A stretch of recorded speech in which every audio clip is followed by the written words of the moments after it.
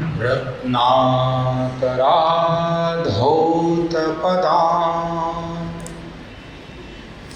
हिमालयकिरीटिनी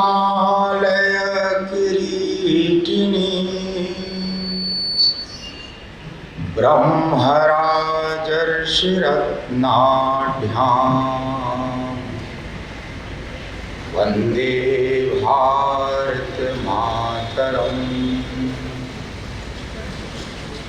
वन्दे भारतमातरम्।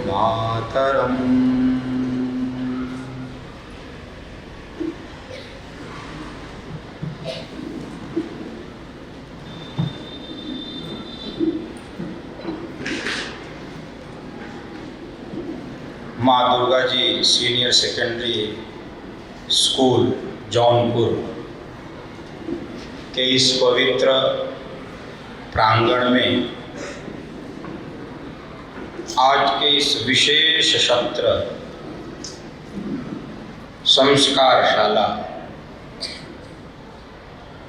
में इस विद्यालय के प्रबंधक सूर्य प्रकाश सिंह मुन्ना जी को, सूर्यांश जी को व इस विद्यालय के प्रधानाचार्य सहित समस्त शिक्षकों शिक्षिकाओं और मेरे प्रिय विद्यार्थी, आप सबका यथायोग्य अभिवादन।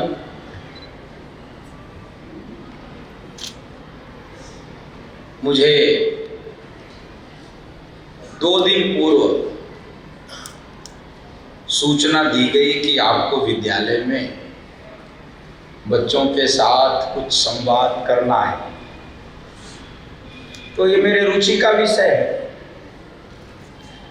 यद्यपि कथा यहाँ से दूर चल रही, बदलापुर में चल रही,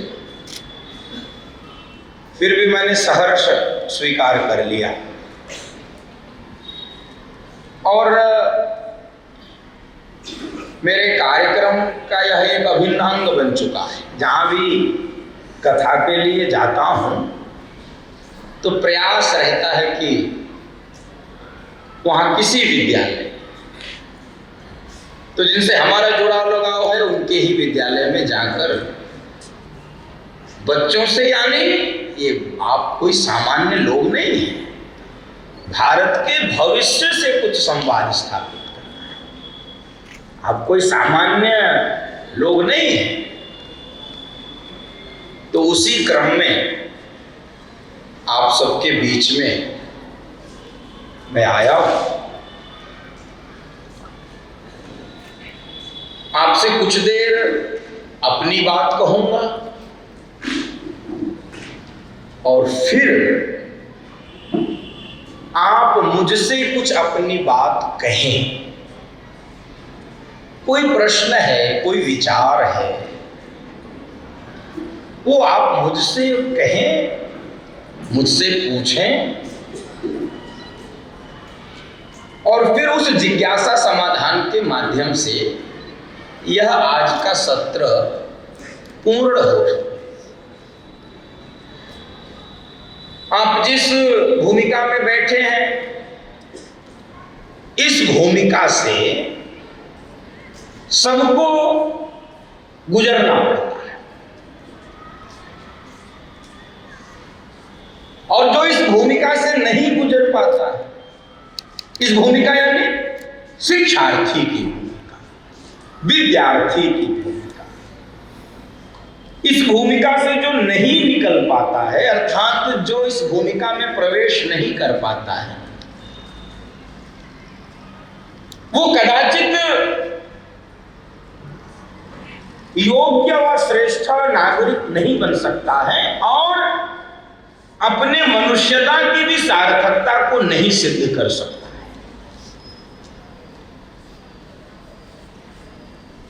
आपको ये पता है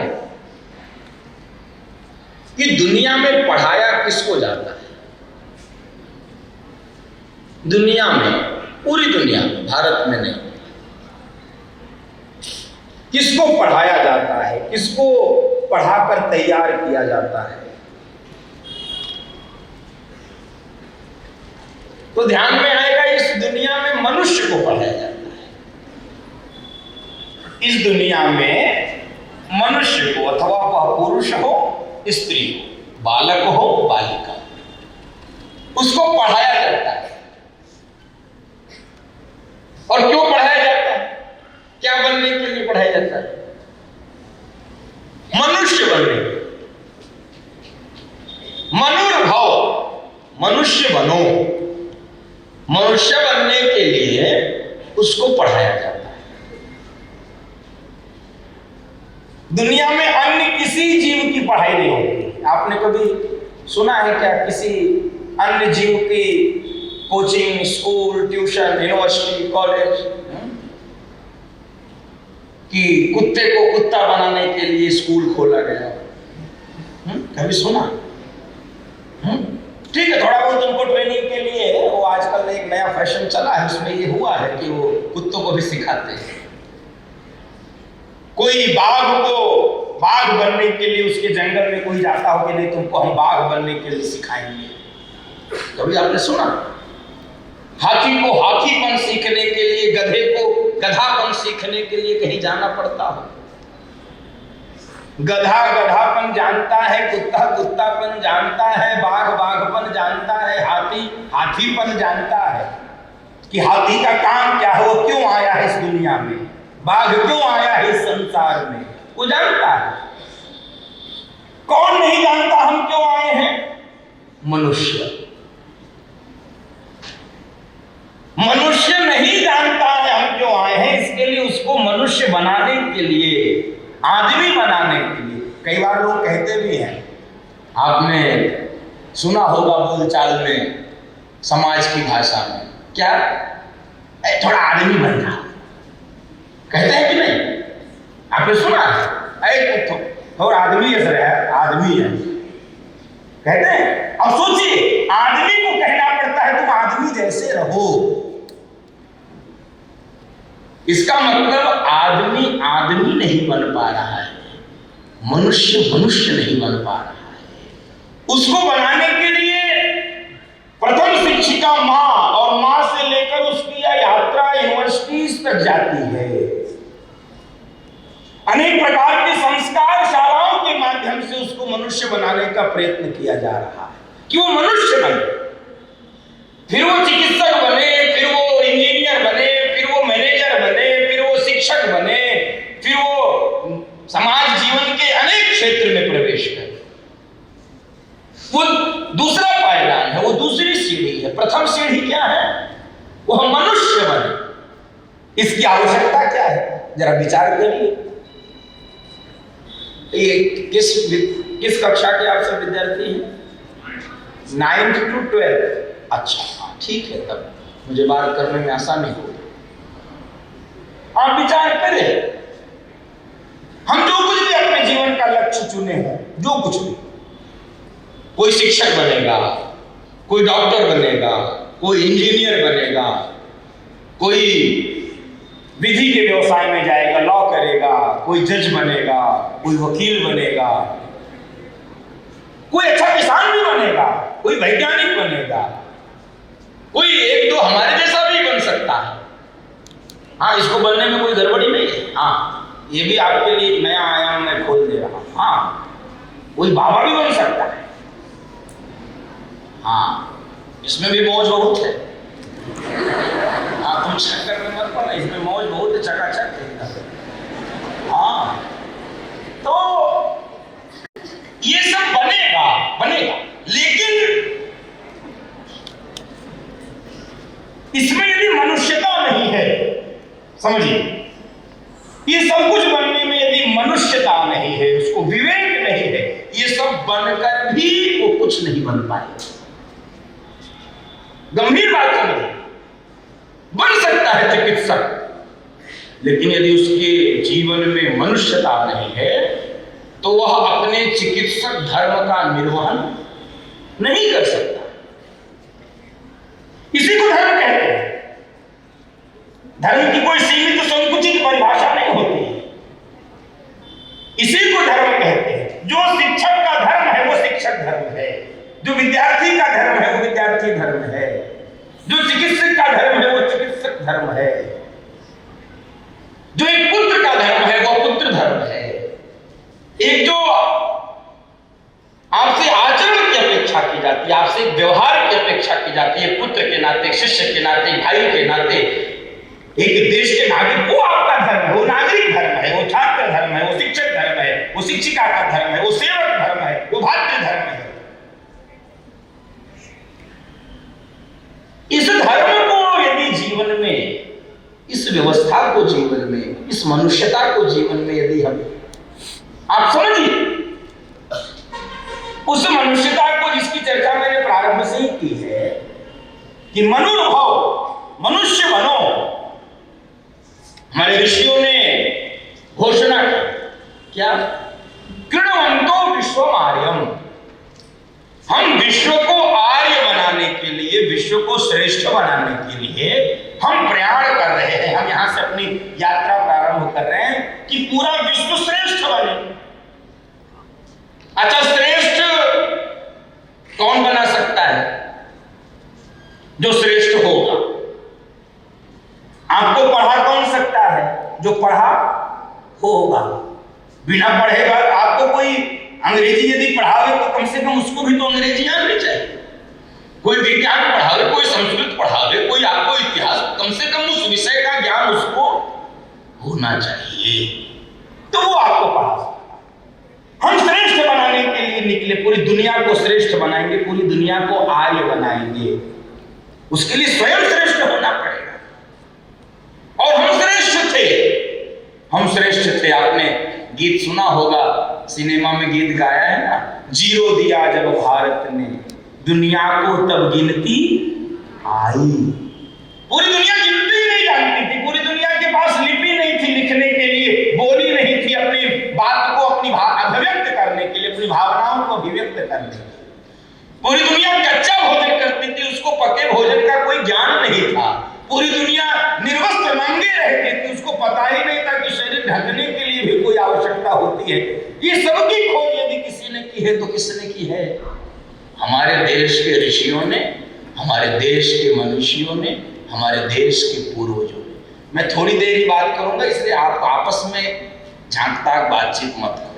ये विद्यार्थी का ये धर्म है, ये लक्षण है। जब भी आपसे कोई बात करे आप उसकी बात सुनो।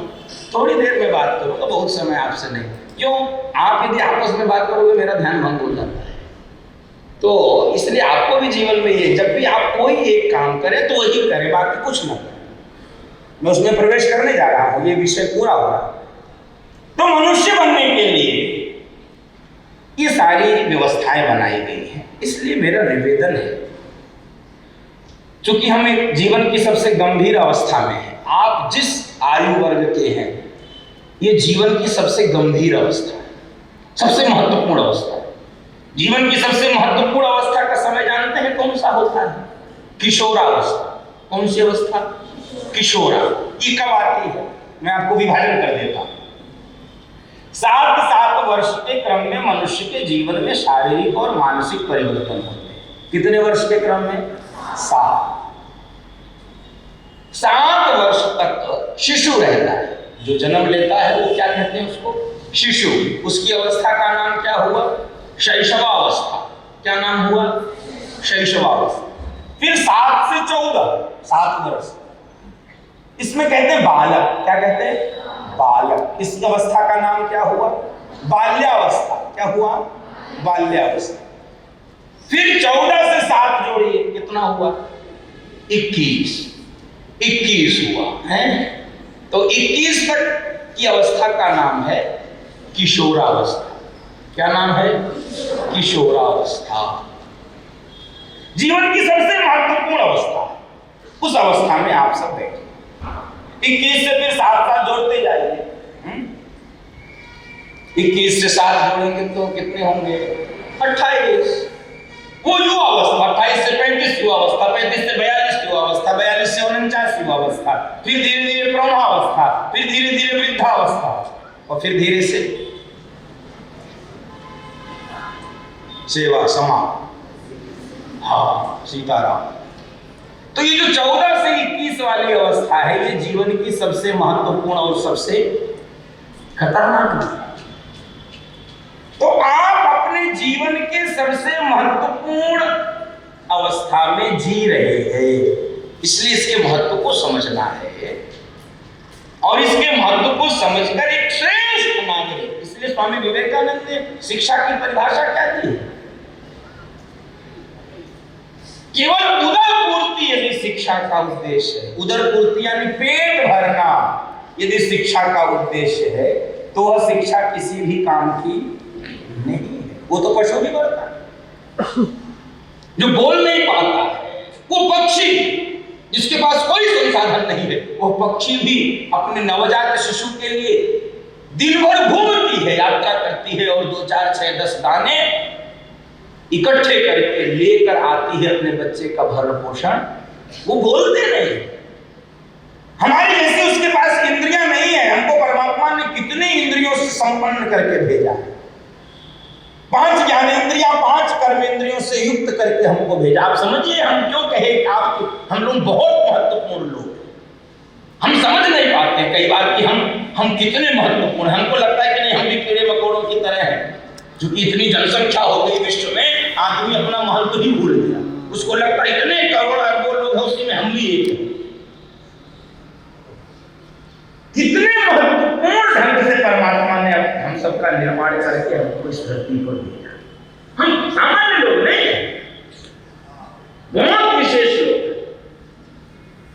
तो हम विशेष हैं, तो हम जब अपनी विशेषता को समझेंगे तो हमारा मानसिक विकास हो, हमारा बौद्धिक विकास हो, हमारा सामाजिक विकास हो और हमारे भीतर जो अंतर्निहित शक्ति है, अंतर्निहित ऊर्जा है, जो हमारे भीतर एनर्जी है, उसको प्रकट कर देना, यही शिक्षा है। भीतर की ऊर्जा को, भीतर की क्षमता को, भीतर के ज्ञान को, भीतर के विवेक को, भीतर के सामर्थ्य को प्रकट कर देना, प्रकट करवा देना, ये क्या है? यही शिक्षा का परम उद्देश्य है। और मैं इसलिए इस बात को निवेदन किया, गिरावट बहुत आई है, अवमूल्यन बहुत हुआ है, ह्रास बहुत हुआ है, कोई अपने धर्म का पालन नहीं कर पा रहा है। ये युग का प्रभाव होगा, अथवा हमारी शिक्षा में कहीं कमी है, हमारे संस्कारों में कोई कमी है, अथवा जो भी हो, जो भी। कभी चिकित्सा हमारे यहाँ सेवा होती थी, सेवा रह नहीं गई। यदि व्यवसाय भी है तो व्यवसाय में भी सेवा का दर्शन होना चाहिए। तो इस प्रकार से हम मनुष्य बन पावे और अपने दायित्वों का निर्वहन कर सके। अपने माता पिता, अभिभावक और गुरु यानी शिक्षक, उनके प्रति हमारा भाव, उनके प्रति हमारा समर्पण, ये आपको सामान्य से विशेष बना देगा। बहुत कम समय में आपको सामान्य से विशेष बना। एक ये बात। अब दूसरी बात आपसे निवेदन करूं। अभी तो हम बनने का प्रयास करते हैं। एक बेटा सड़क पर चीख रहा था, एक लड़का कहता मैं पागल हो जाऊंगा, मैं पागल हो जाऊंगा, मैं पागल हो जाऊंगा। किसी ने कहा तुम क्यों पागल हो जाओगे? उसने कहा कि पिताजी कहते हैं डॉक्टर बनो, और थोड़ी देर बाद मेरी माता कहती नहीं नहीं इंजीनियर बनो। तब तक मेरे बाबा जी, मेरे दादाजी, ग्रैंडफादर वो कमरे से निकलते नहीं नहीं तुम वकील बनो। तभी मेरे चाचा जी कहते नहीं नहीं तुम कुछ मत बनो, तुम नेता बनो। तो मैं समझ नहीं पा रहा मैं बनूं क्या, इसलिए मैं पागल हो गया। तो मैं आपको एक शब्द दे रहा हूं, बनना नहीं है, होना। क्या है? होना। अंग्रेजी में कहते हैं बी। कुछ नहीं बनना, हमको होना है। और जब आप होने के लिए प्रयत्न करोगे तो आप जो सोच रहे हो बनने के लिए, उससे भी आगे निकल जाओ, उससे भी आगे निकल। इसलिए आपको अपनी क्षमता, अपनी ऊर्जा, अपना सामर्थ्य, इसको पहचानना है कि हम होना क्या चाहते हैं। आपको उदाहरण बता दूं।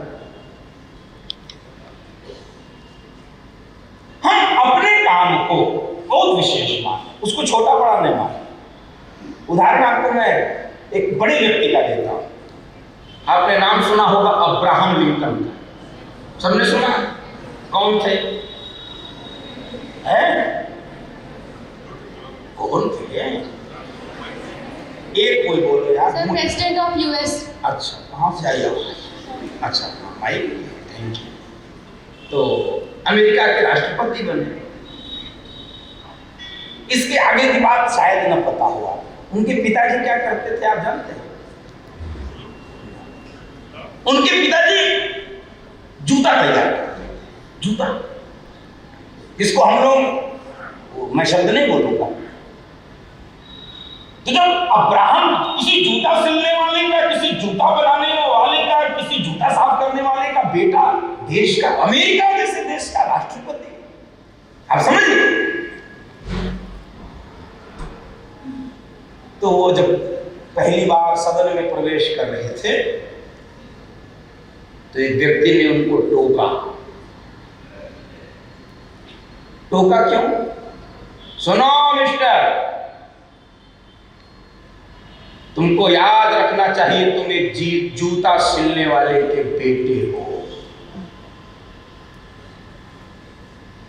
वो इसको एक हीन भावना में डालना चाहता था, एक इंफीरियरिटी कि तुम कौन हो, इसको समझो, तुम एक जूता सिलने वाले के बेटे हो। राष्ट्रपति बन गए तो होश में रहना, ऐसा वो कहना चाहता था।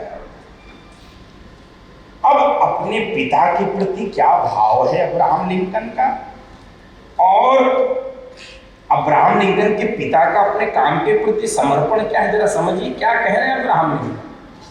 अब्राहम लिंकन कह रहे हैं कि मेरे पिता जितना अच्छा जूता सिलने वाले हैं उतना अच्छा मैं शायद राष्ट्रपति भी ना बन सकूं, जितना अच्छा मेरे पिता की प्रसिद्धि है जूता सिलने की। अब आप समझिए, जूता सिलने का काम कोई छोटा नहीं है। कोई बताना चाहते थे। आपको एक और घटना सुना।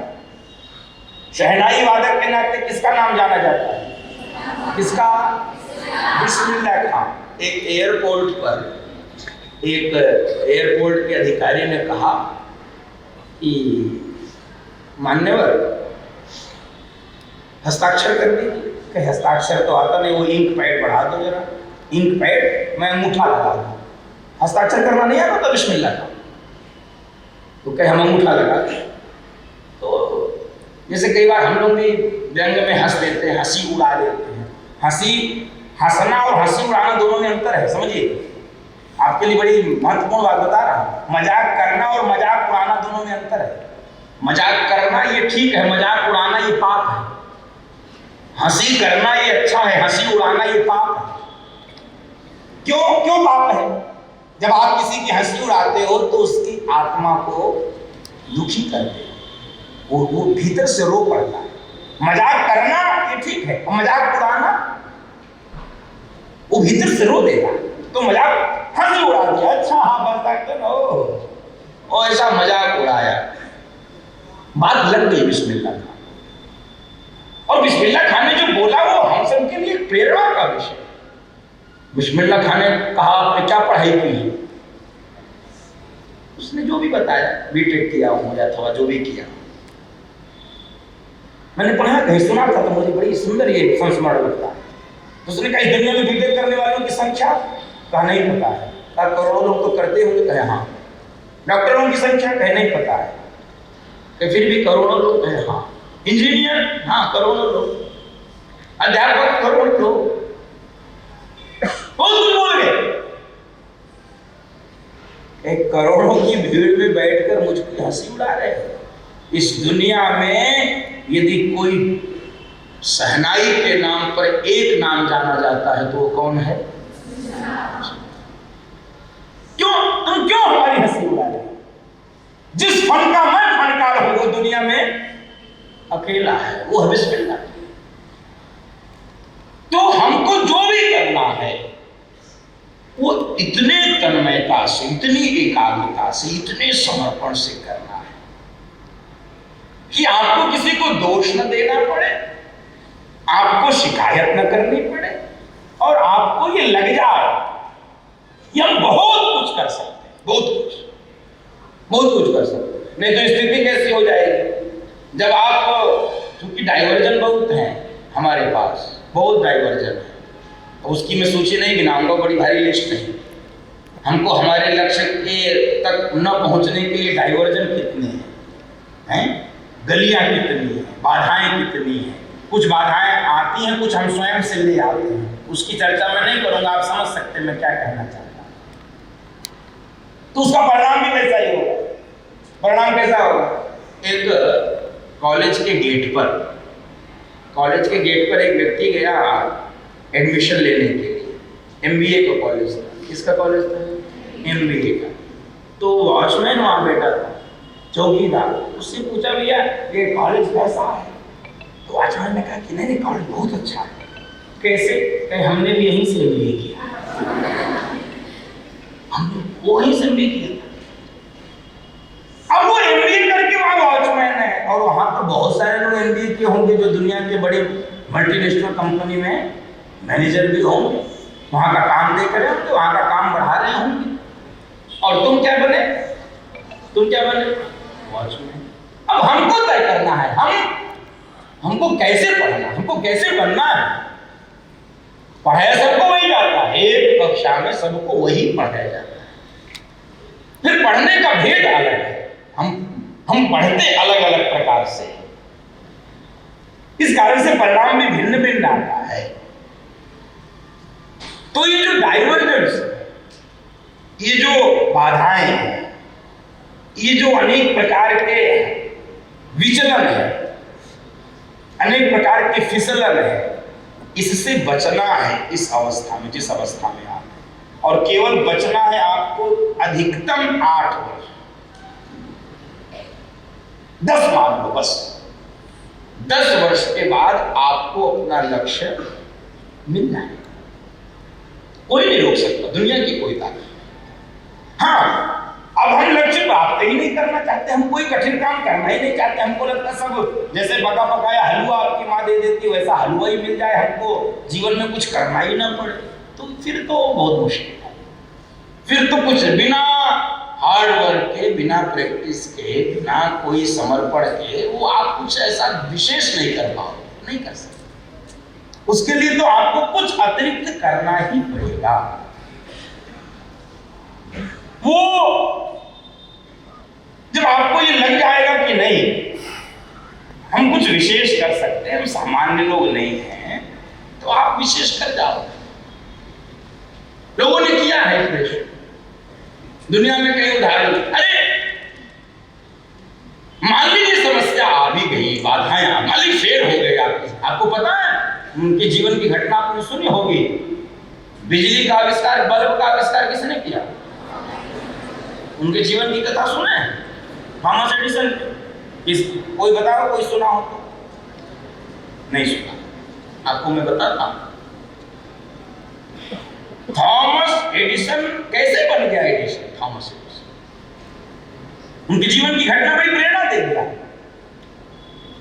प्रेरणा इस बात की देगी कि कोई भी हार, यदि आप हार के रूप में नहीं स्वीकार किए, सीख के रूप में स्वीकार किए, लर्निंग के रूप में स्वीकार, उसको आपने ये स्वीकार किया कि नहीं ये हमारे लिए एक अवसर है, तो परिणाम आपको दुनिया का सबसे बड़ा वैज्ञानिक बना देगा।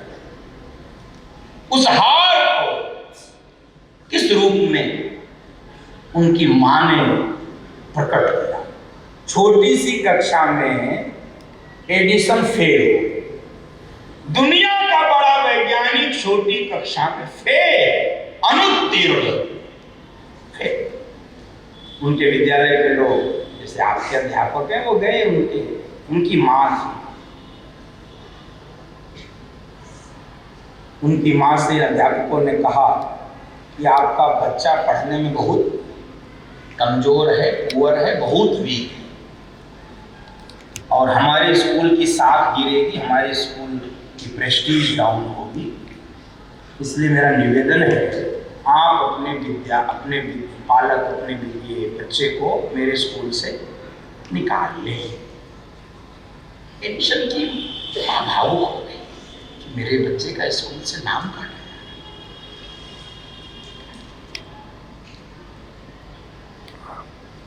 माँ ने रिपोर्ट कार्ड लिया और अंदर आ गई और रिपोर्ट कार्ड अपनी अलमारी में रख दिया। एडिसन ने पूछा, माँ क्या बात है, क्या कह रहे थे शिक्षक हमारे टीचर्स क्या कह रहे?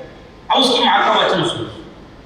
उसकी माँ कह रही है कि एडिसन, वो तुम्हारे शिक्षक कह रहे थे कि आपका बच्चा पढ़ने में बहुत तेज है।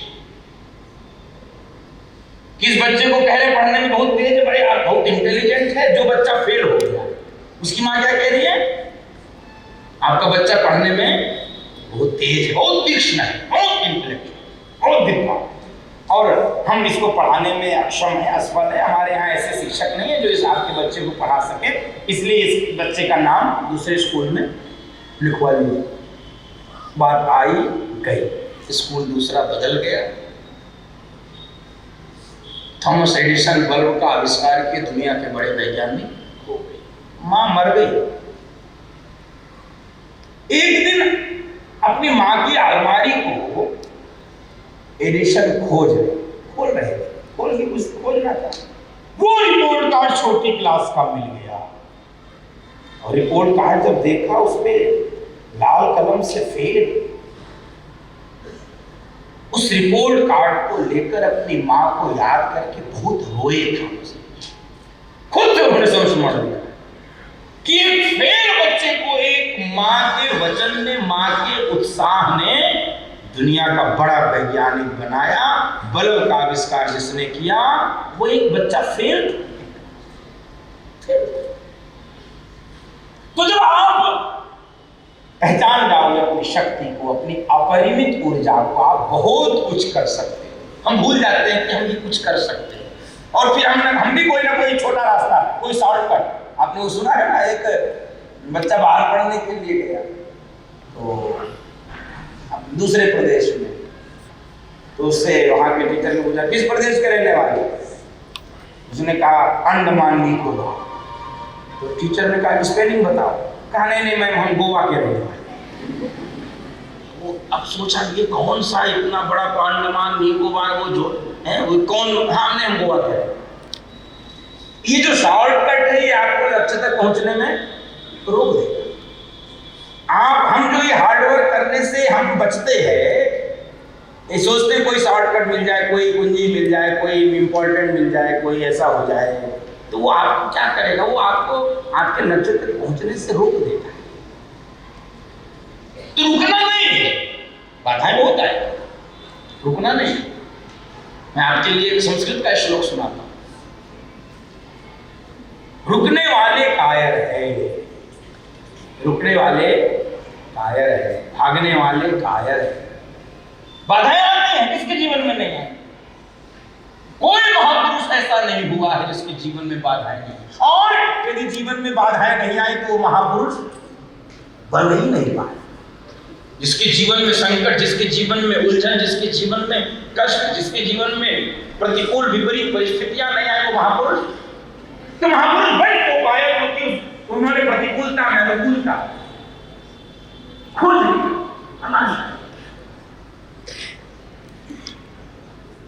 दुख में भी सुख, कष्ट में भी सुख। तो संस्कृत का सुभाषितकार कहता है कि जो बाधाओं और विघ्न को छोड़ देते हैं, भाग जाते हैं, विघ्न आएगा, हम इसलिए जाएंगे ही नहीं। प्रारब्धते न खलु विघ्न भयेन नीचैः, प्रारब्ध विघ्न विहिता विरमन्ति मध्या, विघ्नैः पुनः पुनरपि प्रतिहन्यमाना, प्रारब्ध च उत्तम जनाः न परित्यजन्ति। आपको अर्थ बतला दो। संस्कृत थोड़ी थोड़ी तो पढ़े होंगे आप लोग, हाँ, तो थोड़ी ज्यादा मैं आपको पढ़ा दूं। प्रारब्धते न खलु विघ्न भयेन नीचैः, जो नीच लोग होते, एक विभाग किया, एक श्रेणी बनाई 3 प्रकार के लोगों की, नीच, मध्यम और उत्तम, 3 श्रेणी। नीच कौन?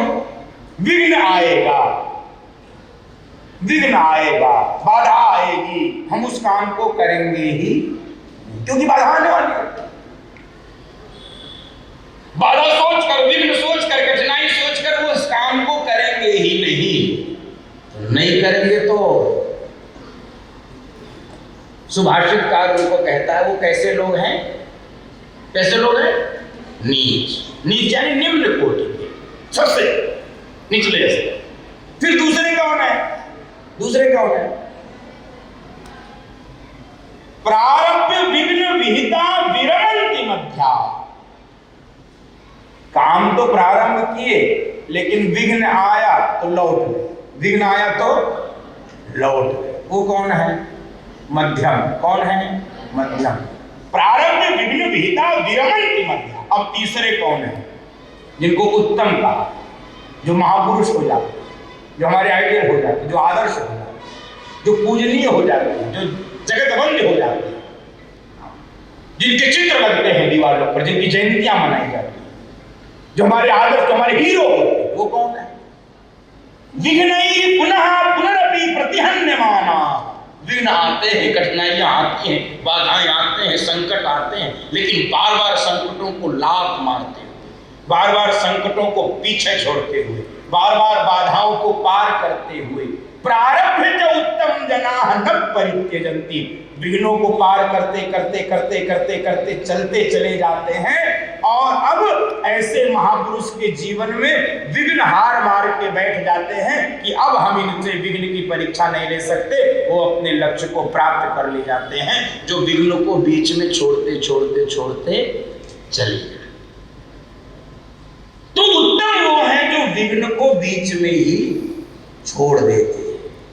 विघ्न आते हैं, बाधाएं आती हैं, कठिनाइयां आती हैं, लेकिन उनको पार करते हुए चले जाते हैं। उनको उत्तम कहा है। और आप बहुत सारे उदाहरण जानते होंगे, क्योंकि मेरे परिचय में आपसे बताया गया मैं मानस मर्मज्ञ हूं, मैं राम कथा गाता हूं। तो आपको एक उदाहरण दे दूं, उनसे बड़ा उदाहरण मुझको नहीं लगता मिलेगा दुनिया में। उनके जीवन में जितना विघ्न आया, चाहते तो वो घबरा के भाग जाते, लेकिन वो भागे नहीं, लक्ष्य को प्राप्त किए। श्री हनुमान जी महाराज, उनके जीवन में जितनी बाधाएं आई, जितने, वो जानकी जी को खोजने के लिए कहां गए? कहां गए? लंका। कितनी बाधाएं सोचिए, 400 कोस का समुद्र, कितनी बाधाएं। मैनाक आया, सुरसा, लंकिनी आई, सिंहिका आई। जब जैसी आवश्यकता पड़ी, जब आवश्यकता पड़ी हाथ जोड़ने की, हनुमान जी ने हाथ जोड़ा। जब आवश्यकता पड़ी लात मारने की, तब लात मारा। जब आवश्यकता पड़ी मुष्टिका प्रहार की, मारने की, तब उन्होंने मारा। जब आवश्यकता पड़ी बड़ा होने के लिए, तब बड़ा बन गए। जब आवश्यकता पड़ी छोटा होने के लिए, तब अति लघु रूप धरे, छोटे हो गए। और अंत में वो रावण के लंका में प्रवेश किए, मां जानकी को खोजे भी और रावण की लंका को उजाड़ के भी चले आए। तो मेरा निवेदन आप सबसे ये है कि आप एक तो बनने के लिए प्रयत्न मत करिए, होने के लिए प्रयत्न करिए। होने, और जब आप होने के लिए प्रयत्न करेंगे, प्रयास करेंगे, परिश्रम करेंगे, तो आप जो भी बनना चाहते हैं उससे अधिक करेंगे। दूसरा,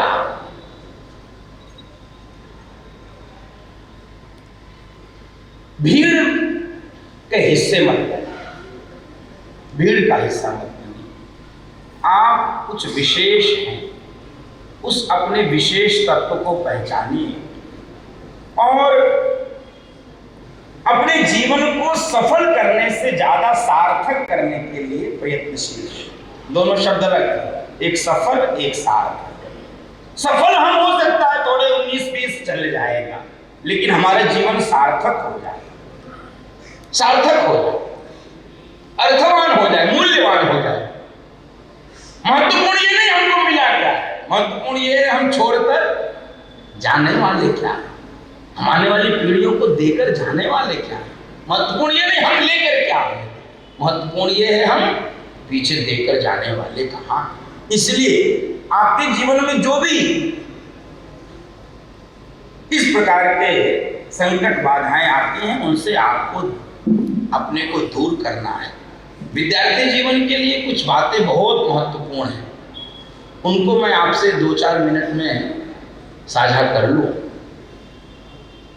एक बात तो ये मैंने निवेदन किया, आप अपने जीवन की सबसे महत्वपूर्ण अवस्था, इसलिए एक भी मिनट, एक भी सेकंड आपका व्यर्थ नहीं होना चाहिए।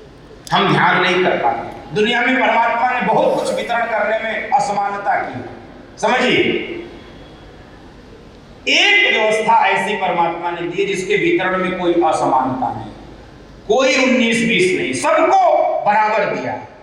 क्या चीज बताइए, क्या चीज दुनिया में सबको बराबर मिला? समय। 24 घंटे दुनिया के सबसे ताकतवर व्यक्ति को भी और 24 घंटे दुनिया के सबसे कमजोर व्यक्ति, दुनिया के सबसे धनवान व्यक्ति को 24 घंटे, दुनिया के सबसे निर्धन व्यक्ति को 24 घंटे। एक धनवान है, एक निर्धन है, एक विद्वान है, एक अनपढ़ है, एक अशिक्षित है, एक शिक्षित है। क्यों? क्यों? क्योंकि एक ने समय को पहचाना और एक ने समय को नहीं पहचाना। तो जो नहीं पहचाना उसके पास अब पछताए का होत है जब चिड़िया चुग गई। अब केवल पश्चाताप करो, अब उसको देख देख कर रो, उसको देख के कुढ़ो, उसको देख के तुम उससे जलो, उसको देखकर तुम ईर्ष्या करो, उसको देखकर तुम द्वेष करो, उससे तुम चिढ़ो, बस। और तुम्हारे हिस्से में अब इससे ज्यादा कुछ नहीं है। क्यों? क्योंकि जब तुम्हारे पास समय था तब तुमने उस समय को नहीं पहचाना। इसलिए हम अपने इस महत्वपूर्ण समय को पहचाने। जो भी पहचान किया इस दुनिया में वो महापुरुष हो गया, वो जगत वंदे हो गया। कोई दुनिया की ताकत उसको पीछे नहीं कर। तो कोई भी यदि हमको सफलता नहीं मिल पा रही, उसके पीछे भी आपके मन में ये आता होगा कि क्यों नहीं मिल पा रही। अंतिम बात आपसे बोल दे रहा, अंतिम कोई तो बात मन में आती होगी ना कि हम सफलता किए तो हमने प्रयास किया, सफलता क्यों नहीं मिली, हमने पढ़ाई की तो हमको उस अनुरूप परिणाम क्यों नहीं आया, हमने ये काम किया तो उसका रिजल्ट ऐसा क्यों आया। मन में आता होगा ना, हम तो रात रात भर जाके पढ़ाई की, बहुत मेहनत की, बहुत, फिर परिणाम क्यों नहीं आया? क्यों नहीं आता है परिणाम? आपको एक बहुत छोटी सी घटना सुना दूंगा तो आपको ध्यान में आ जाएगा परिणाम क्यों नहीं आता। वहां पर हमारी दृष्टि जाती है कि नहीं, हमारी वहां पर सोच जाती है कि नहीं। आपने नाम सुना होगा, एक बड़ा दार्शनिक हुए सुकरात, नाम सुना है? कितने लोगों ने सुकरात का नाम सुना? चलो अभी आज तो सुन लिए ना। सुकरात बड़े दार्शनिक, उनके एक अनुयायी ने, उनके एक फॉलोअर ने, शिष्य ने उनसे कहा कि सफलता मिलने में क्या कठिनाई, क्यों नहीं मिल पाती, इतना प्रयत्न करने के बाद भी सफलता क्यों नहीं मिल पाती, सफलता हमसे दूर क्यों रह जाती? उन्होंने कोई उत्तर नहीं दिया। प्रिय विद्यार्थियों ध्यान से सुनिए, उस समय उन्होंने कोई उत्तर नहीं दिया अपने अनुयायी को, अपने शिष्य को, अपने फॉलोअर को। एक दिन अपने शिष्य को लिए और लेकर गए नदी के किनारे, और नदी में कहे आओ चलो स्नान किया जाए, और स्नान के बहाने उसको ले गए और बीच धारा में ले गए अपने शिष्य को सुकरात, और उसका गर्दन दबाकर पानी में डुबोने लगे। थोड़ी देर तक तो छटपटाया, अरे क्या कर रहे हैं, अरे बच्चा, और तेज गर्दन दबा, और अरे मर जाएंगे, और तेज। अब ये छटपटा रहे, मुंह से बोली भी अब नहीं निकलनी, केवल शरीर कुछ देर ऐसे ऐसे ऐसे ऐसे दबाए हैं सुकरात। सुकरात को लगा अब ये मर जाएगा, तो इसका गर्दन बाहर निकाली, नदी के किनारे लेकर आए। 5 मिनट बाद शांत हुआ, सामान्य हुआ, तो इसने सुकरात से पूछा ये तुम हमको मारने ले गए थे, तुम मार डालते हमको? कहे नहीं, तुमको मारने नहीं ले गया। फिर क्या करने ले गए? कहे हम तुम्हारे उस दिन के प्रश्न का उत्तर देने लगे। कौन से प्रश्न का? वो भूल गया था। तुमने पूछा ना सफलता मिल क्यों नहीं पाती? हाँ पूछा था, इसमें कौन सा उत्तर मिला? अब सुकरात ने जो प्रश्न पूछा उसमें इस प्रश्न का उत्तर निहित है, सफलता क्यों नहीं मिली? सुकरात ने कहा जब तुम पानी में डूब रहे थे तो तुमको उस समय एक कौन सी बात याद आ रही? जब तुम पानी में छटपटा रहे थे, लग रहा था कि अब प्राण, तो उस शिष्य ने, उस अनुयायी ने कहा कि उस समय तो केवल एक ही बात याद आ रही थी कि किसी तरह एक बार सांस लेने को मिल जाए, फिर तुमको देख लेंगे, हमको मार, एक बार सांस लेने को मिल जाए बस। किस चीज के लिए छटपटा रहा था? सांस ले, बस। दुनिया में उस समय और क्या उसको चाहिए, क्या मिल जाए, नहीं, किसके लिए छटपटा रहा था? सुकरात ने कहा जिस दिन अपने लक्ष्य को प्राप्त करने के लिए इतनी छटपटाहट, इतनी बेचैनी तुम्हारे मन में आ जाएगी, दुनिया की कोई ताकत तुमको अपने लक्ष्य को प्राप्त करने से नहीं रोक सकती है। इतनी छटपटाहट, इतनी बेचैनी।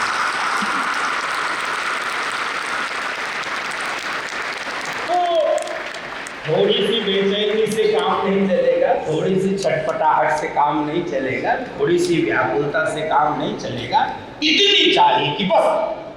तो इतनी जब आ जाएगी तो आपको आपके लक्ष्य से कोई विरत भी नहीं कर सकता है। एक दो छोटी बातें और मैं आपसे निवेदन कर दूं जो मुझे अनुभव में आ रही है।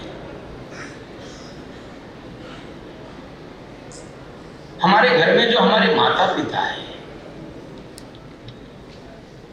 दुनिया के किसी मंदिर में भगवान रहते हैं कि नहीं मैं नहीं जानता, नहीं जानता, मुझे पक्का भी नहीं है कि हैं कि नहीं, लेकिन इतना बहुत विश्वास से कह सकता हूं आपके घर में जो आपके माता पिता, दादा दादी, चाचा चाची जो भी है अभिभावक, वो जीवित देवी देवता है, वो देवी देवता है।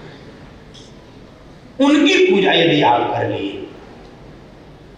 उनकी सेवा कर लिए, उनकी आज्ञा का पालन कर लिए, तो आप मान लेना कि आप दुनिया में कुछ भी प्राप्त कर सकते हो। प्राप्त करना तो अलग विषय है, आप अपने जीवन को सार्थक बना लोगे यदि अपने माता पिता, अपने अभिभावक, अपने गुरु को उनकी सेवा कर लिए, उनको देवी देवता मानकर उनकी पूजा कर लिए।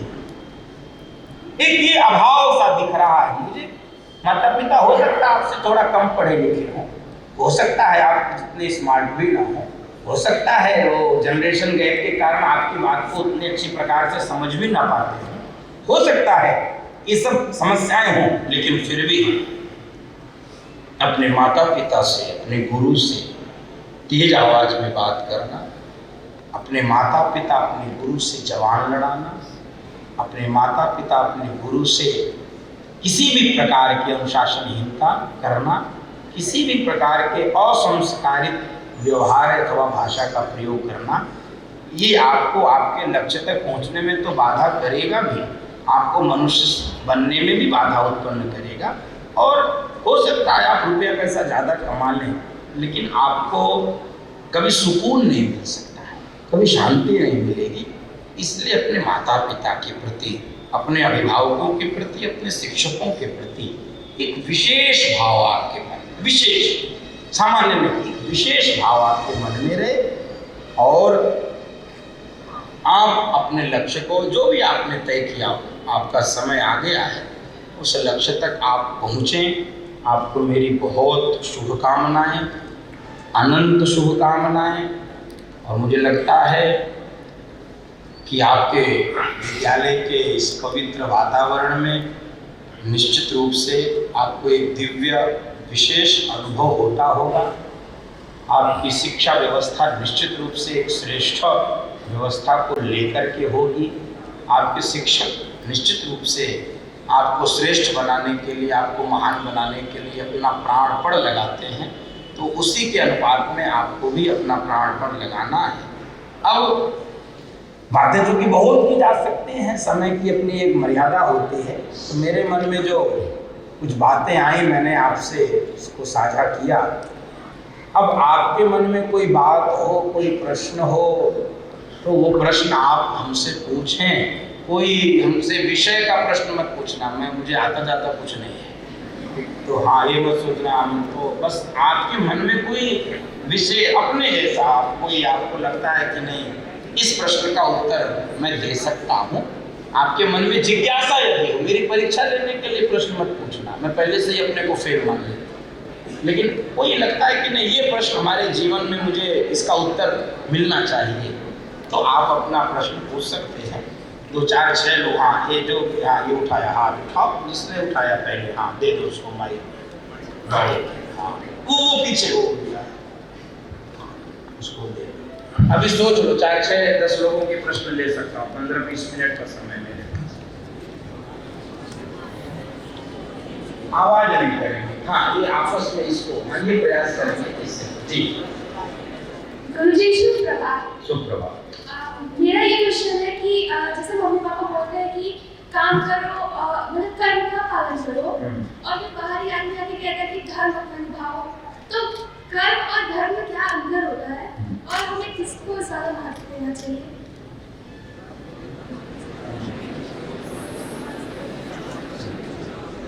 आप में से कोई उत्तर देने वाला है क्या?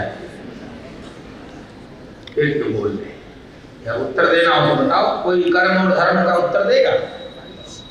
हाँ तो फिर चुप रहो, हाँ हमको बोल रहे।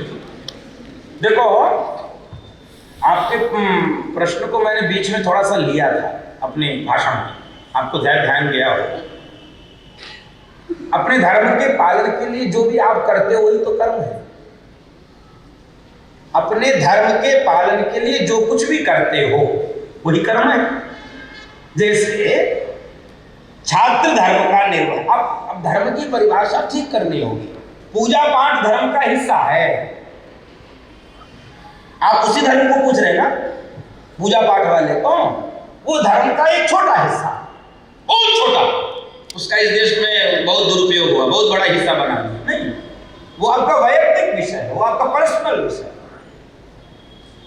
आप 5 मिनट पूजा करो, 50 मिनट करो, आप राम को मानो, कृष्ण को मानो, जिसको मानना हो मानो, समय मिले करो, ना मिले ना करो। लेकिन जो आपका धर्म है, धर्म क्या है? आपका धर्म है छात्र धर्म, शिक्षार्थी धर्म, घर में है तो पुत्री धर्म, उसके लिए जो काम करना पड़ेगा, छात्र धर्म के निर्वहन के लिए अच्छे से अध्ययन, अच्छे से पढ़ाई, परिश्रम, परिणाम, वो धर्म है। उसके लिए जो काम करते हैं वो कर्म है। दोनों अलग अलग मत करिए। एक शब्द आता है, सुनिए ध्यान से, राम काज और काम काज। हनुमान चालीसा आपने पढ़ी है? कितने लोगों को याद है हनुमान चालीसा? अरे भनभना क्यों रहे हो? इसमें मुंह, हाथ उठाने में मुंह की क्या आवश्यकता है? एनर्जी वेस्ट मत करो, है? हाँ। तो हनुमान चालीसा में एक पंक्ति आई है क्या? राम काज करिवे को बहादुर। तो जो राम काज है वही काम काज है। कर्म और धर्म, इस दोनों को अभी विभाजन मत करिए। जो धर्म आपके जिम्मे अभी है उसके लिए जो कुछ भी करते हैं वो कर्म है। माता पिता जो कह रहे हैं वही धर्म है, और उसके लिए जो आप कर रहे हैं वही आपका कर्म है। और गीता में इसलिए भगवान ने कहा है ना, कर्मण्येवा धिकारस्ते मां फलेषु कदाचन मां कर्म फल हेतुर्भु माते संगोत्स्व कर्मणि। तो आपका जो कर्म है वही धर्म है। इन दोनों को विभाजित मत करिए, इन दोनों को एक कर दीजिए। जैसे कई बार बच्चे हमसे पूछते हैं, बच्चे भी पूछते हैं, महाराज जी हम तो पूजा पाठ नहीं कर पाते, हम क्या आपको करना भी नहीं है? भगवान के सामने 2 मिनट प्रणाम कर लो, कभी मन करे हनुमान चालीसा पढ़ लो, मन करे मंदिर चले जाओ, मन करे तो। लेकिन असली पूजा आपकी क्या है? आपका अपने पुस्तक से, अपने पाठ्य पुस्तक से, अपने सिलेबस से प्रेम, उसे प्यार, अपने किताब से, अपने टेक्स्ट से, वो आपका धर्म है, वो आपकी पूजा है। इसीलिए अंग्रेजी में क्या कहते हैं? वर्शिप किसको कहते हैं? वर्क इज वर्शिप, कर्म ही पूजा है। तो इसलिए आप जिस अवस्था में है वो आपके लिए धर्म और कर्म दोनों एक है, इसको विभाजित मत करिए। ठीक, धन्यवाद। और दूसरा प्रश्न, बहुत पीछे हाथ उठा, एक गुड़िया का ये, 2 3 देव लो, उनके पास से माइक ले जाना। एक, हाँ बस। प्रणाम आचार्य महोदय। जी प्रणाम। मेरा यह प्रश्न है अपना नाम और परिचय और क्लास जरूर बताना चाहिए। मैं कोमल सिंह कक्षा 12 मानवीय की वर्ग की छात्रा हूँ। मेरा यह प्रश्न है कि कभी कभी जीवन में ऐसी परिस्थिति आती है कि हमारे पास 2 रास्ते होते हैं जिनमें से हम तय नहीं कर पाते कि कौन सा रास्ता सही है। हमें उस समय समझ नहीं आता कि अगर ये रास्ता चुनेंगे तो हमें पछताना होगा या ये रास्ता चुनेंगे तो हम सफल होंगे। तो ऐसी परिस्थिति में क्या करना चाहिए? जैसे कोई उदाहरण? नहीं सर, उदाहरण नहीं। अच्छा, कोई एग्जाम्पल नहीं, ठीक। तो अब मान लीजिए चौराहे पर खड़े हैं, इसके पहले कौन सा चौराहा पड़ा था? कौन सा? कौन सा? कुत्तू। कुत्तू, अच्छा, कुत्तूपुर। अच्छा, हाँ तो थोड़ा वो हटा दो तो मान लो कुत्तूपुर में हम खड़े हैं और अब वहां से 4 रास्ते हैं, अथवा मान लो 2 ही रास्ते हैं। तो जाना कहाँ है? हमको Durga ji senior secondary school में जाना है।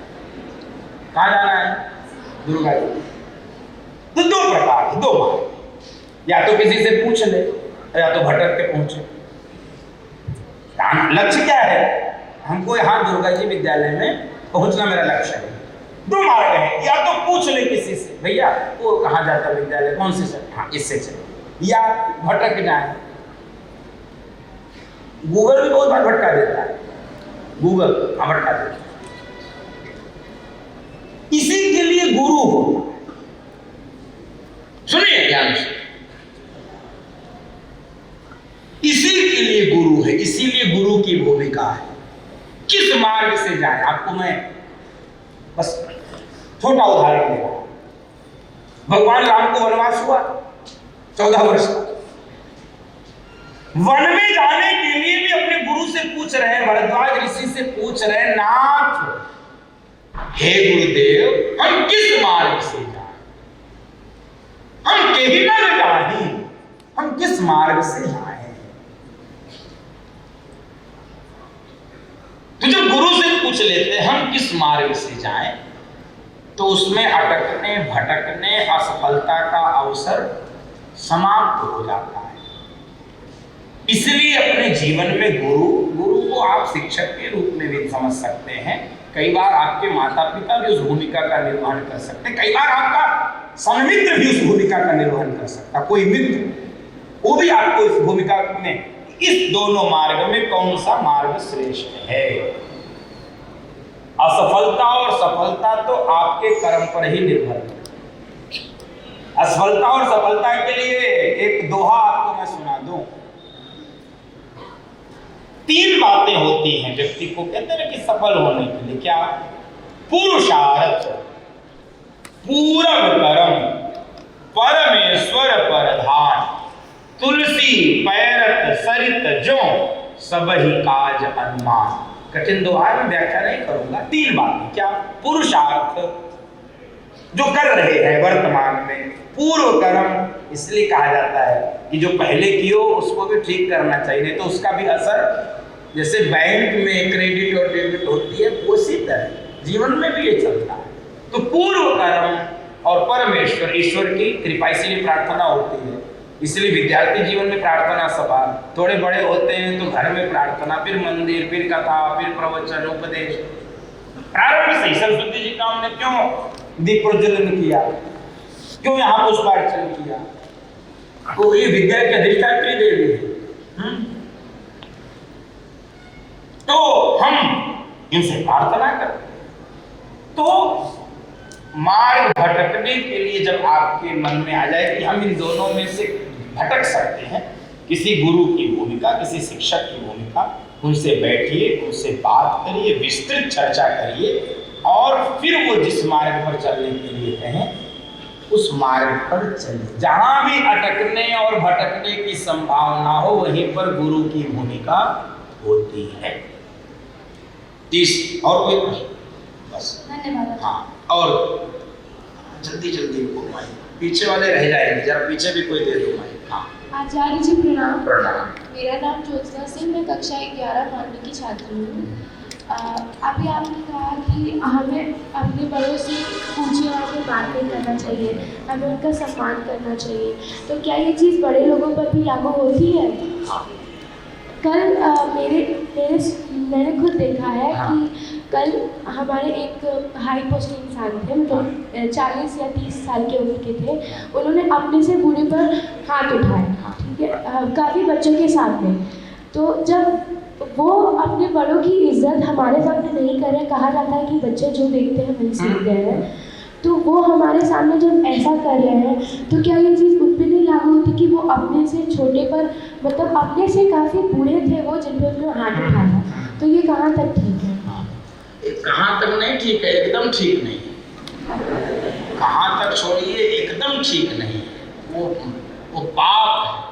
मैं इसलिए, इससे बड़ा शब्द कोई होता नहीं है, तो किसी से व्यक्ति डरता है? हाँ, वो पाप है। कोई बड़े से, हम कहते हैं बड़ा गलती भी कर दे, हम जजमेंटल ना बने, हम न्यायमूर्ति नहीं है, हम जज नहीं है, हम फैसला देने वाले नहीं है। कई बार बात मत करिए, मरमरी नहीं, उससे क्या होते हैं, डाइवर्जन होते हैं। आप तो हम बड़ों से सीखते हैं, इसमें कोई दो राय नहीं है। हम आपसे इसलिए ये बात कहे क्योंकि आप मेरे सामने टारगेट के रूप में थे ना, तो जब उनके बीच में जाते हैं तो उनसे भी कहते हैं, क्या कहते हैं ये भी बता देता हूँ, क्या कहता हूँ मैं बतला देता हूँ। यद्यपि वो है नहीं जिनके लिए मुझे ये उपदेश देना है, उनके लिए उपदेश ये है, जो बच्चों को सिखलाते हैं, कौन? बड़े। जो बड़े बच्चों को सिखलाते हैं, यदि उस पर स्वयं अमल करने लगे तो ये संसार स्वर्ग बन जाए। हम जो दूसरों को सिखलाते हैं, यदि स्वयं उस पर पालन, कोई भी नहीं चाहता कि हमारा बच्चा हमको मारे, लेकिन हम अपने बाप को यदि मार रहे हैं तो बच्चा देख नहीं रह जा, देख रहा तो तुमको भी कूटेगा। लेकिन अब उनका विवेक यदि मर चुका है, वो विवेक शून्य है, तो हमको अपने विवेक को, हम यदि इतने समझदार हैं, हम समझ पा रहे हैं कि इसका असर मेरे ऊपर खराब पड़ रहा है, तो हमको उससे बच जाना चाहिए, क्योंकि ये तो सतत प्रवाह है ना, एक के बाद दो, दो के बाद तीन, तीन के बाद, ये तो ये सर्किल, ये तो इकोसिस्टम है, तो ये पारिस्थितिकी तंत्र है। तो ये हम तो समझ रहे हैं ना, जब हमको ये समझ हो जाए कि ये गलत कर रहा है, तो इसको मान लीजिए ये गलत कर रहा है, उससे प्रभावित नहीं होना है, उससे हमको प्रभावित नहीं होना है कि नहीं इसने गलत किया है, हम भी अब गलत कर सकते नहीं, उसने गलत किया है और हमको ये ध्यान में आ गया है, उसको भी बचना चाहिए। और कभी अवसर मिले तो धीरे से उनसे कह देना चाहिए, तुमने ये गलत किया, ये तुमने अच्छा नहीं किया, प्रेम से, लेकिन तुरंत नहीं। तुरंत करोगे तो हो सकता है 2-3 हाथ तुमको ही दे दे। हाँ, उसका उस समय बीपी बढ़ा रहता है, तो कभी बाद में बता देना चाहिए आपने ये काम अच्छा नहीं किया, आप ये ठीक नहीं था, तो उसको ये हो सकता है भान हो जाए, एहसास हो जाए, लेकिन वो कोई ठीक नहीं है, ये अपराध है, इससे बचना चाहिए। हाँ, अब बताओ। हाँ, आचार्य जी आप प्रणाम। प्रणाम। मेरा नाम समृद्धि मिश्रा है, मैं कक्षा 12 मानविकी की छात्र हूँ। कक्षा 12 के बाद क्या बोलते हैं? मानविकी की छात्र। मानविकी, अच्छा। हाँ, मेरा प्रश्न ये है कि यदि हम कोई भी कार्य स्वयं की सुविधा या खुशी के लिए करते हैं, ये ध्यान में देते हुए कि सामने वाले को उससे कष्ट ना हो या उसकी सुविधा का ध्यान देते हुए, परंतु फिर भी सामने वाला हमें स्वार्थी या ये समझ लेता है कि ये सिर्फ विषय केवल अपने लिए करती है, तो उसके बाद वो नकारात्मक रूप से हमारे साथ बर्ताव करने लगता है, ट्रीट करने लगता है, तो ऐसी परिस्थिति का सामना कैसे करें? आप कोई उदाहरण दीजिए, छोटा सोच। हम किसी के लिए कुछ ऐसा हम चाहते नहीं है, लेकिन वो नकारात्मक ले रहा है, हमने तो अपनी खुशी के लिए किया, यही प्रश्न है ना, हम अपने खुशी के लिए, अपने आनंद के लिए कि अगला व्यक्ति उसको नकारात्मक लेता है या उसको स्वार्थी समझता है, ऐसे कोई उदाहरण एग्जाम्पल? जैसे घर में यदि हम हमारे पढ़ने के लिए हमें शांति की आवश्यकता होती है, हम अकेले बैठ के पढ़ना चाहते हैं, पर फिर भी साथ में भाई लोग रहते हैं तो वो भी साथ में बैठ के पढ़ना चाहते हैं, तो हमें शांति की आवश्यकता है, तो हम उनसे कहते हैं कि आप किसी अन्य रूम में या कहीं और जाकर पढ़ें, पर उन्हें लगता है कि विद्यालय में भी तो शोर शराबे होते हैं, तो आप वहाँ कैसे पढ़ाई करती है? तो मतलब कि आप तुम्हें सिर्फ अपने लिए। अब मैं समझ गया। अब इसीलिए मैं एक उदाहरण पूछता हूँ, तो आपके मन स्थिति को मैं समझ गया, आपके प्रश्न को मैं समझ गया। देखो, एक सिनेमा में गाना है ना, कौन सा? मुस्कुराए तो जाने जब नहीं, सुनो तो मुस्कुराओ। क्या गाना है? कुछ तो लोग कहेंगे, लोगों का काम है कहना, छोड़ो बेकार की बातों में। तो ये संसार है, कुछ न कुछ कहेगा। यदि आपको लग रहा है कि नहीं, ये हम अपने लक्ष्य की सिद्धि के लिए, हम अपनी शांति के लिए, हम ईमानदारी से, हम बिना किसी के लिए कोई दुर्भावना रखे हुए, अब अपनी जांच कर लो, अपनी जांच करो। हमारे लक्ष्य को भगाना नहीं है, हमारा लक्ष्य इनके प्रति कोई दुर्भावना नहीं है, हमारे मन में इनके लिए कोई निगेटिविटी नहीं है। फिर वो कहें जो मन करे सो। अगर इतनी चिंता करेंगे दूसरों को कहने से, तो ये संसार चल ही नहीं देता। तो स्वार्थी कहें कि ठीक है हम स्वार्थी, थैंक यू भैया, हम स्वार्थी हैं। हाँ, यदि उससे हमारे जीवन की साधना चल रही है, हम अच्छा अध्ययन कर पा रहे हैं, अच्छा पढ़ाई कर पा रहे हैं, अच्छी तैयारी कर दे रहे हैं, और लगता है कि मुझे एकांत चाहिए, मुझे शांति चाहिए, उनको कहने दो। वो उनकी नेगेटिविटी आप पर हावी नहीं होनी चाहिए, ना हावी हो पाएगी, यदि वास्तव में आपके मन में उनके लिए कोई नेगेटिविटी नहीं है। आप अपने परम लक्ष्य को प्राप्त करने के लिए पवित्र मन से यदि कोई निर्णय लेते हैं, तो दुनिया क्या कहेगी छोड़ो, दुनिया का काम ही ये कहना है। ठीक है, आपका लक्ष्य, आपका मनोभाव स्पष्ट होना चाहिए, उसमें कोई दुविधा नहीं। अरे पीछे वालों को भी अवसर दे दो भाई, एक दो बार माइक दे दो। हाँ, ये थोड़ा धीरे, मैं ऊंचा सुनता हूँ, धीरे धीरे। My name is Lucky Rai from class 11 Humanities. मेरा क्वेश्चन ये है कि हमें कैसे पता चलेगा कि हम अपनी गलतियों से सीख रहे हैं या नहीं? हाँ। अगर हमसे कुछ गलती हो गई है तो हमें कैसे पता चलेगा कि हम उससे सीख रहे हैं या नहीं? जैसे उदाहरण नहीं है। अच्छा ठीक।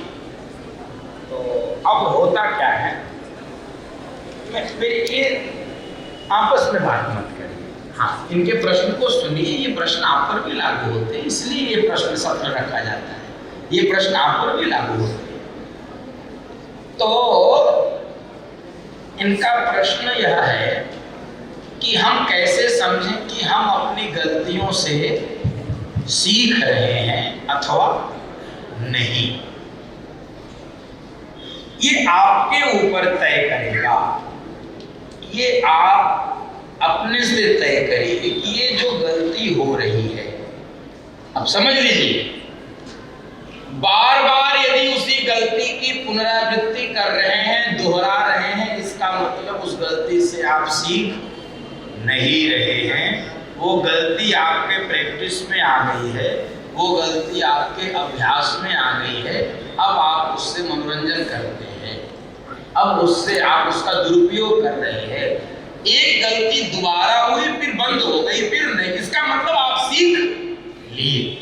गलती का जो रिपीटिशन है, जो उसकी पुनरावृत्ति है, वो आपको इसका मतलब है शिक्षा नहीं दे पा रही, ये सीख नहीं दे पा रही।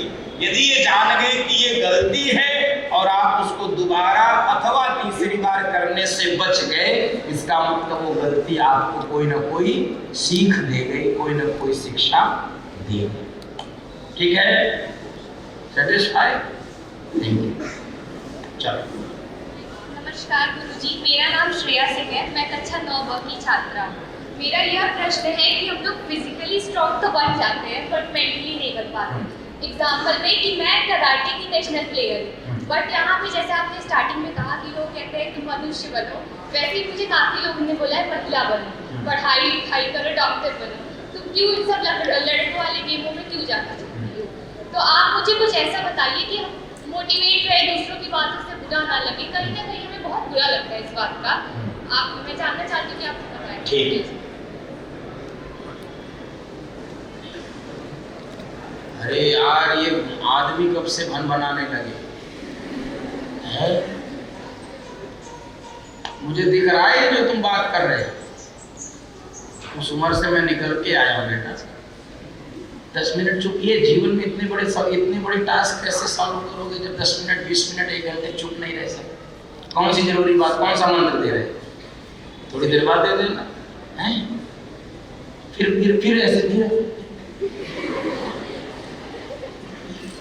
कौन सी ऐसी बात कर ले रहे हो जो इसके बाद नहीं कर पाओगे? कौन सी बताओ, कौन सी ऐसी? हमको ही बताओ, हम भी सुने तुम्हारी बात। कितना सुंदर प्रश्न है ये। आप इसको नहीं, ये आप ध्यान में नहीं आ रही। ये प्रश्न कितना सुंदर है कि हम कराटे के नेशनल प्लेयर है। अब चूंकि होता क्या है, श्रेया क्या नाम है, श्रेया, होता ये है कि ये संसार लीक पर चलता है। किस पर चलता है? लीक पर। लीक माने एक निश्चित व्यवस्था पर। लेकिन जो लीक को छोड़कर चलता है उसको क्या कहते हैं? लीक छोड़ तीन चले सायर सिंह सको। भीड़ में तो वो चलते हैं, लेकिन भीड़ से अलग चलने की क्षमता कम लोगों में होती है। और ये तभी तक बोलते हैं जब तक आप अपने परम लक्ष्य को प्राप्त नहीं कर लोगे। उसके बाद ये बोलेंगे नहीं, उसके बाद आपको मेडल भी देंगे, फिर आप उदाहरण भी आप बन जाएंगे, आप एग्जाम्पल बन जाएंगे। तो यहाँ ये जो संसार है वो आपकी सफलता तक आपको बोलता है, छेड़ता है, टोकता है, आपको गिराने का प्रयास करता है। आपको पता है दुनिया में आप अंतिम राफेल कल मिल गया भारत को, पता है आपको? आज तक कोई राफेल दुनिया में कोई महिला नहीं उड़ा पाई। कोई बच्ची ने आज तक राफेल नहीं उड़ाया। अभी एक बच्ची सी काशी बनारस की एक बच्ची शिवांगी ने राफेल उड़ाया। पेपर में आपने पढ़ा होगा, दुनिया में वो जान गए। यदि लोगों के कहने से वो सोचती कि नहीं हम भी अब पहले तो महिला बने, बच्चे हैं, हम उस धर्म का भी कहाँ राफेल उड़ाने जा रहे हैं, कोई आज तक उड़ाया नहीं तो हम ही कैसे कर लेंगे, ये तो ऊर्जा नष्ट होगी। आपने यदि तय कर लिया है कि नहीं हमारे जीवन का ये लक्ष्य है, हम इसको पूर्ण मनोयोग से कर सकते हैं। मैंने उदाहरण आपको इसमें लिखा कर दिया। इस दुनिया में कोई लक्ष्मीबाई दोबारा थोड़ी पैदा होती है, लेकिन लक्ष्मीबाई को सब मानते हैं कि नहीं, सैल्यूट करते हैं कि नहीं? वो लक्ष्मीबाई अपने नवजात शिशु को अपने पुरुष नहीं कर सकता, महिला की बात छोड़िए, वो अपने कमर में बांध कर अंग्रेजों के दांत खट्टे कर रहे थे, अंग्रेजों से युद्ध कर रहे थे। तो आप स्वयं में निगेटिव मत होइए, अपने मन में नकारात्मकता मत लाइए, दूसरों को खुश करने का भी प्रयत्न मत करिए। हाँ, यदि आपको लगता है कि नहीं हम इस मार्ग पर अपना 100% देकर हम अपने लक्ष्य को प्राप्त कर लेंगे, तो आप बहुत ईमानदारी से अपना 100% देकर अपने उस लक्ष्य में चलिए। निश्चित रूप से आपको सफलता मिलेगी। आप एकदम अपने मन में किसी प्रकार की नकारात्मकता मत लाइए। देखिए, उत्तर मुंह से नहीं, उत्तर कर्म से, उत्तर परिणाम से। कई बार मौन हो जाना पड़े, कई बार चुप हो जाना पड़े, कई बार अपमानित हो जाना पड़े, हो जाए। उत्तर कहते हैं ना,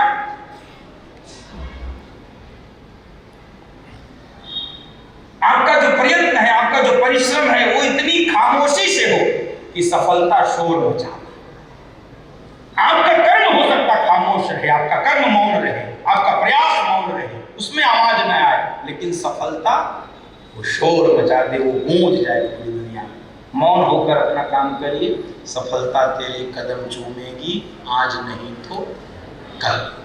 हाँ, अरे वो कोई ये पीछे बच्चे बैठे हैं जो उनसे भी, हाँ बच्चियों। Hey sir, I am Abhinav Singh of 12th Commerce A. जी So yeah. Sir, I just want to ask you a question, but before that I just want to tell you a story.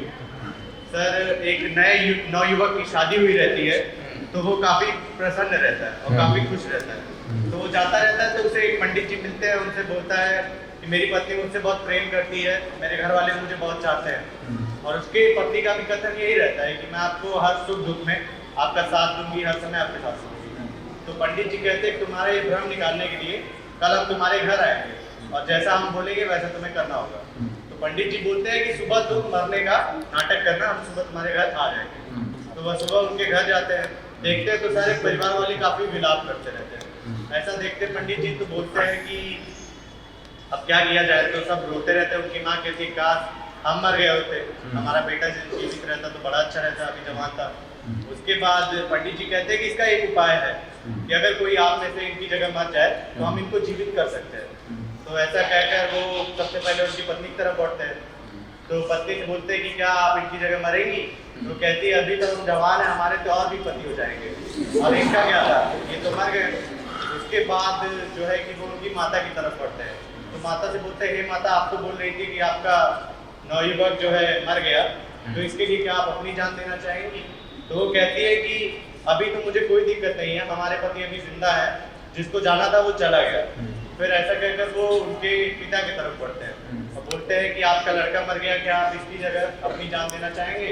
तो कहते हैं कि अभी सारी मेरी संपत्ति बची हुई है, अगर हम चले जाएंगे तो हमारे जो पड़ोसी है, आसपास के लोग हैं, उसको हड़प लेंगे। ऐसा सुनते हैं वो तो जो मुर्दे लेटे रहते हैं उनके घर की, वो भी ये बात सुनते रहते हैं। तो पंडित जी उन्हें कहते हैं, उसने को तो सब हैरान हो जाते हैं। तो इसका निष्कर्ष ये है कि मुझे ये लगता है कि ज्यादातर जो रिश्ते हैं वह स्वार्थ से चलते हैं। तो क्या हमें उन रिश्तों का त्याग कर देना चाहिए या उनको साथ में लेके आगे बढ़ना चाहिए? वाह, उनके लिए ताली बजा।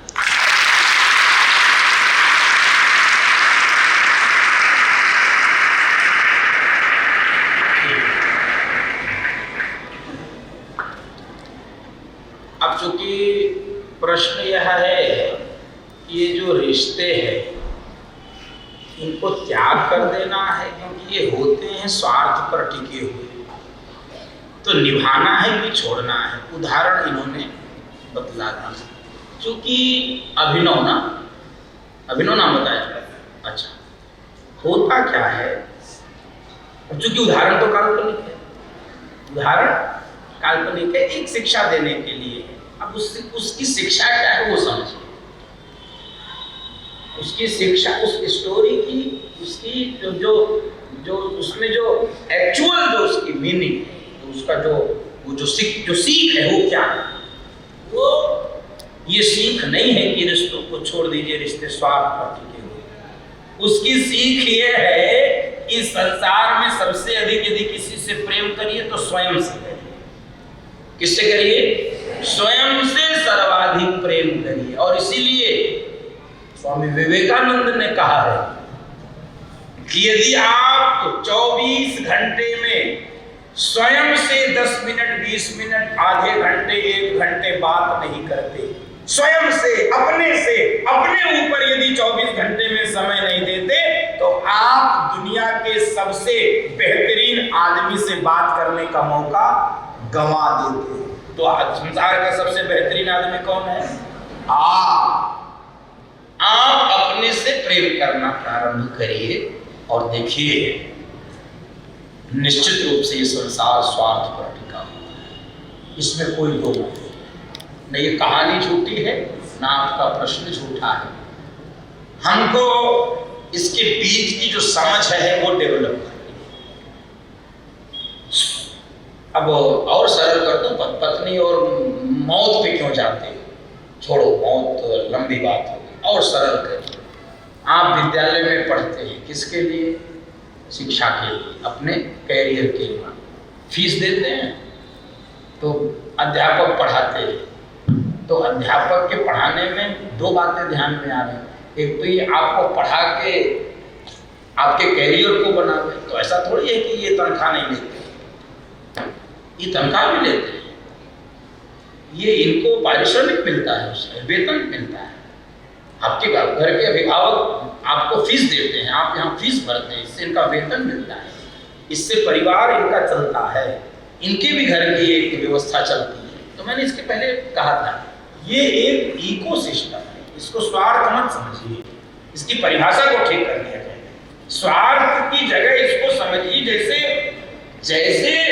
जैसे ये माइक है, तो माइक चल रहा, आपको आवाज आ रही, जिसके लिए एक मैकेनिज्म डेवलप हुआ है। तो ऐसे ही संसार को चलाने के लिए उसका एक मैकेनिज्म है। उस मैकेनिज्म में पिता है, पुत्र है, पत्नी है, सहयोगी है, बंधु है, भाई है। वो मैकेनिज्म स्वार्थ के लिए है अथवा उसकी सिद्धि के लिए है, इसका विवेक होना चाहिए। वो स्वार्थ उसको आप जिसको अंग्रेजी में सेल्फिश कहते हैं, वो नहीं है, वो नहीं, वो एक सिस्टम के लिए है, सिस्टम के लिए। हम लोग बहुत बार कहते हैं कि ऐसा हो जाता तो ऐसा हो जाएगा, लेकिन वो होता नहीं, वो कहने के लिए होता है। वो कहानी में एक शिक्षा थी कि आप अपने से प्रेम करिए, और चूंकि आप जब किसी से मान कर पूछते हैं कि ऐसा मानो, ऐसा करेंगे, तो उसके बोलने में अंतर हो जाता है। वो एक्चुअल बात बोल नहीं पाता है, वो कुछ ना कुछ मिलावटी बात बोलता है, क्योंकि वो जानता है कि ये मानने के लिए पूछ रहा है।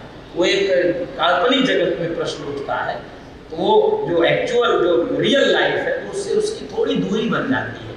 इसलिए एग्जैक्ट आंसर, जो एक कैलकुलेटेड आंसर, वो नहीं आ पाता। इसलिए मेरा निवेदन है आपसे कि ये रिश्ते, ये नाते, ये सब तभी तक है जब तक आपके प्राण है। तो जब तक प्राण है, इन रिश्तों और नातों को जिस रूप में निभाते चले आ रहे हैं, उसी रूप में निभाते रहिए। इस संसार के सबसे सुंदर व्यक्ति आप हैं, सबसे दिव्य व्यक्ति आप हैं। आप अपने से प्रेम करिए, और ये सब सहायक की भूमिका में है, ये सब आपके लिए सहायक हैं। इसलिए उनकी सहायता लेते हुए, उनकी सहायता करते हुए, ये संसार के संचालन का एक मैकेनिज्म है। इसको इसी रूप में समझा जाएगा तो मुझे लगता है जीवन के निर्वहन में, जीवन के विकास में, जीवन की पूर्णता में यह दृष्टि सहायक बनेगी।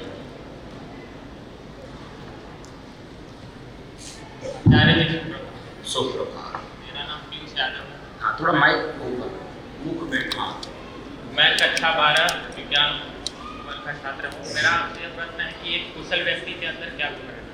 कुशल व्यक्ति के अंदर गुण, हाँ, तो अभी मैंने बहुत सारे गुणों की चर्चा की है। उसमें से जो 4-10 और मैं जोड़ सकता हूँ। कुशल माने क्या होता है? परफेक्ट। कुशल को कहते हैं परफेक्ट। तो एक परफेक्ट आदमी है कुशल व्यक्ति। क्या? तो संसार की कुछ परिभाषाएं हैं। तो हाँ, पहले तुम्हें लोग बताइए। मैं बहुत कठोर अध्यापक हूँ, आपको पता नहीं होगा। मैं नौकरी छोड़ के बाबा बना और अध्यापक ही था मैं। हाँ, मुझे यूनिवर्सिटी में पढ़ाने के लिए नौकरी मिली। ये तो अच्छा हुआ कि मैं गया नहीं पढ़ाने, नहीं तो या तो हम बचते या तो बच्चे।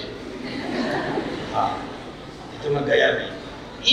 ये अभ्यास में आना चाहिए। आप इसीलिए क्यों नहीं छोटे बच्चों को बैठाया कि आप इसको विचार कर पाते कभी? ये 9, 10, 11, 12 के लोग क्यों बैठे? ये 3, 4 वाले कोई बात किए थे क्या? क्यों? क्योंकि वो समझ आ जाता है कि उनके लिए अभी ये विषय नहीं है। वो अभी एक बार मना करने पे नहीं समझते हैं, वो बार बार बात करते हैं। उनको आप डांट भी नहीं सकते, वो छोटे। अरे आप अब छोटे नहीं हैं, आप क्यों इस बात को नहीं समझते? आपको यदि एक बार कोई आग्रह किया जाए, उसकी ये अभ्यास में लाइए, ये अपने ये जीवन की प्रैक्टिस बनाइए, तो आपको ये भी एक कुशलता की पहचान है। उसमें जोड़ दे रहा हूँ, कुशल व्यक्ति की पहचान है ये कि कोई बात आपसे आग्रह की जाए तो उसको आप माने। फिर संसार की परिभाषाएं अनेक प्रकार से होती हैं। आप जब एक व्यक्ति से व्यक्तित्व बन जाएंगे, पर्सन से पर्सनालिटी, तो उसको लोग कहते हैं ये कुशल है, ये परफेक्ट है। तो पर्सनालिटी बनने के लिए, व्यक्तित्व बनने के लिए आपको अनेक प्रकार के परिश्रम, कठोर परिश्रम से लेकर आज्ञा पालन से लेकर, उसमें कैरेक्टर का भी बहुत बड़ा रोल है, चरित्र। उस कैरेक्टर के साथ एक अपने लक्ष्य को जब आप प्राप्त कर लेते हैं, तब आपको कुशल कहा जाता है।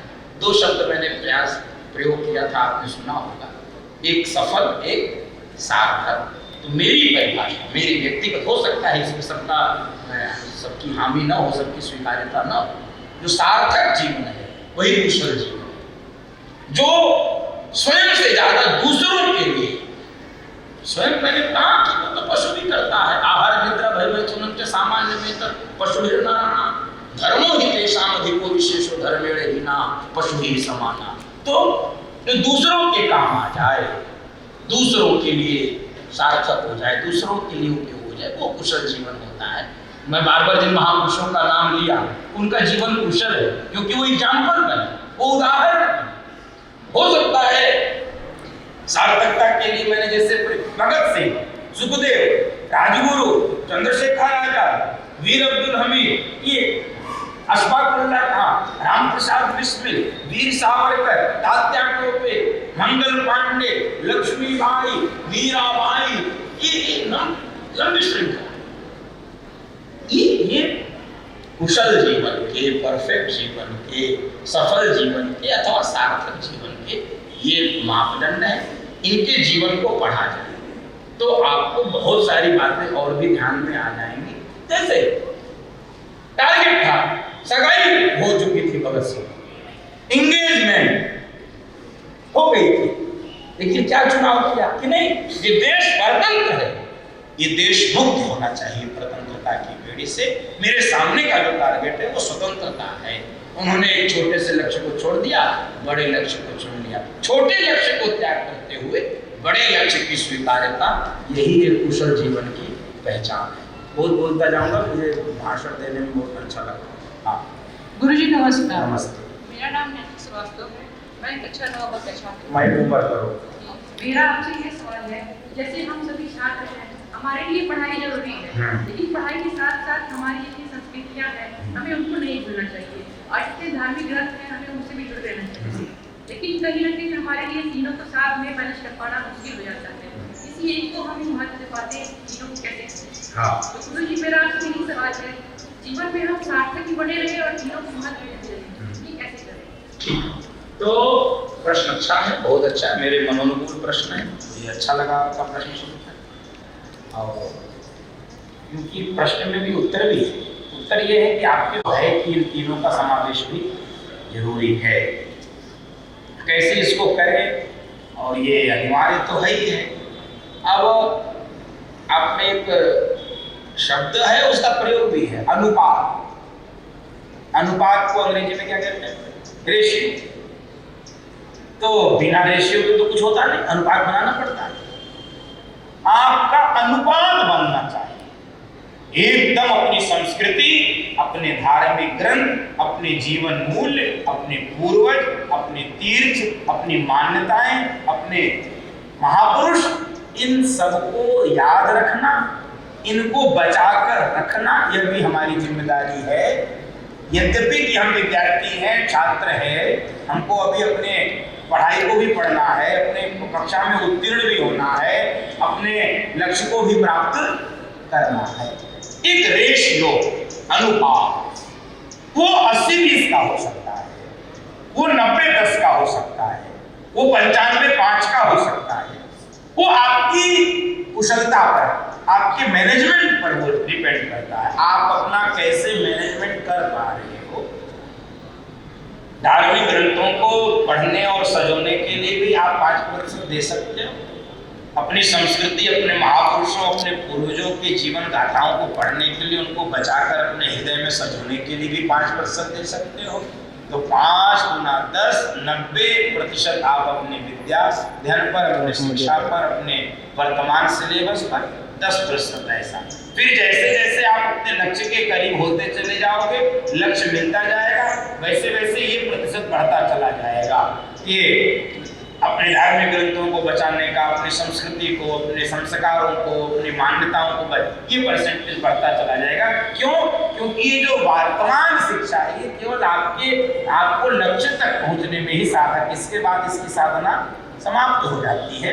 इसके बाद तो आप अपने हुनर से, अपनी प्रतिभा से, अपनी कुशलता से आप अपने जीवन की यात्रा करते हैं। वर्तमान की सभी कक्षा 9वीं 10वीं में है, तो आप इसके अनुपात को फिक्स करिए, रेशियो को फिक्स करिए कि अभी 10% अब हम अपने धार्मिक ग्रंथ, अपने संस्कृति, अपने संस्कार, 90% हम अपनी मान्यताओं और अपनी व्यवस्थाओं पर लगाएंगे।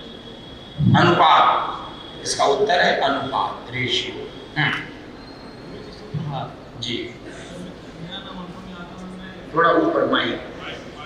सर मेरा नाम अनुपम यादव है, मैं कक्षा 11 गणित वर्ग का छात्र हूँ। जी। मेरा प्रश्न है सर, हासिल करने में श्रेष्ठता है या हाँ, श्रेष्ठता त्याग करना, कोई कंफ्यूजन नहीं, कोई कंफ्यूजन नहीं, स्पष्ट रखिए श्रेष्ठता इसमें है त्याग करने।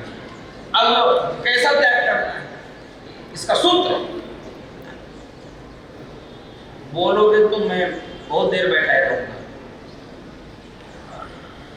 क्या त्याग करना, उपनिषद का एक मंत्र है, ईशावास्योपनिषद का नाम आपने सुना होगा, नहीं सुनेंगे बाद में सुनेंगे। ईशा जैसा उन्होंने जो कि धार्मिक ग्रंथ बोला उसको भी सजोना है तो मैंने इसलिए उल्लेख किया। ईशावास्योपनिषद एकादश उपनिषद है, उसमें ईशावास्योपनिषद बड़ा महत्वपूर्ण उपनिषद है। ईशावास्योपनिषद का पहला मंत्र है ईशावास्यमिदं सर्वं यत्किंच जगत्यां जगत् तेन त्यक्तेन भुञ्जीथाः मा हृदः कस्यचित् धनम्। तेन त्यक्तेन भुञ्जीथाः मा हृदः कस्यचित्, त्याग पूर्वक जीवन जियो, तेन त्यक्ते त्याग पूर्वक। और उसमें आगे की जो श्लोक में जो लिखा वो बहुत महत्वपूर्ण, मां हृदय कस्यचित् धन, दूसरों के धन की इच्छा मत करो। तो त्याग की जो दृष्टि है वही श्रेष्ठ है, वही महान है। हम जितना भोग सकते हैं उसकी मात्रा अल्प करनी है, सीमित करनी है। भोगने की कोई मात्रा नहीं होती, वो असीमित है। एक गाड़ी आपके घर में आएगी तो मन करेगा कि अब दूसरी आवे, दूसरी छोटी है तो बड़ी आवे, बड़ी के बाद महंगी आवे, उसके बाद चार्टर्ड आवे, उसके बाद अपना प्लेन हो, अपने ये अनंत है। लेकिन अब आप चूंकि प्रश्न आपका है श्रेष्ठ क्या है, त्याग की भोग। भाई अभी उदाहरण मैंने लिया, मान लीजिए भगत सिंह का उदाहरण, आज वो क्यों बंद है, क्यों पूजित है? अगर भोग किए होते तो शायद आज उनका नाम न लिया जाता। और जिन्होंने भोग किया, जिन्होंने इस देश के साथ गद्दारी की, त्याग के लिए नहीं भोग के लिए किया, अंग्रेज से मिले, बहुत सारे लोग मिल गए। आज वो या तो गाली सुनते हैं या तो इतिहास के पन्नों से गायब है। तो श्रेष्ठ तो सदैव त्याग ही होगा, बड़े लक्ष्य के लिए अपनी छोटे स्वार्थों का त्याग। ये त्याग में एक कंडीशन जोड़ लिया जाए, बड़ा लक्ष्य जब आ जाए अपनी छोटी बात का त्याग। जैसे उसको त्याग को केवल आप ऐसे ना समझिए, आपको मैं आपके जीवन के लिए त्याग बता दूं। जैसे रोज मान लो 8 घंटे सोते हैं, एग्जाम आ गया, 2 घंटे की नींद का त्याग, 6 घंटे सोएंगे, वो 2 घंटे का त्याग आपको श्रेष्ठ बना देगा। आपके जीवन का ऐसा त्याग, फिर ऐसे ही जब जीवन की यात्रा बढ़ेगी तो आपके जीवन के सामने ऐसे चुनाव आएंगे, श्रेष्ठता आपको त्याग ही बनाएगी, इसमें कोई दो मत नहीं। पीछे बस अंतिम प्रश्न। गुरुजी सुप्रभात। सुप्रभात दिया। मेरा नाम शुभम भारद्वाज द्विवेदी है। मैं अब तक आपके चरणों में रख के आशीर्वाद की कामना करता हूँ तथा यहाँ सभी बड़े जनों से आशीर्वाद की कामना करता हूँ। गुरुजी, मेरा प्रश्न यह है कि मैं कोई भी कार्य करता हूँ, कोई भी नया कार्य अगर रहता है तो उसको करने की जो भी उत्तेजना रहती है पहले वो बात रहती रह जाती है। उदाहरण के तौर पे जब मैं कक्षा 10वीं में था तो मैंने सोचा था कि 10वीं इसी तरह ली जाए कि 11वीं आते ही इतने अच्छे से इतने लग्न से पढ़ाई करूँगा कि मैं क्या कर जाऊँगा, जो कि अब मतलब वो नहीं रह जाता। तो वो कॉन्सिडेंस है,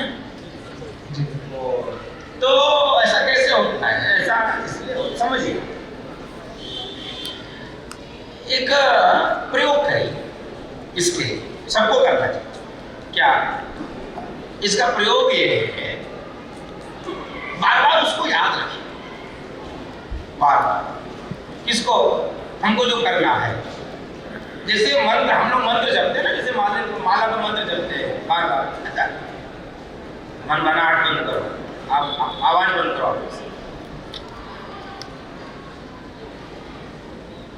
मन क्यों जपते हैं माला?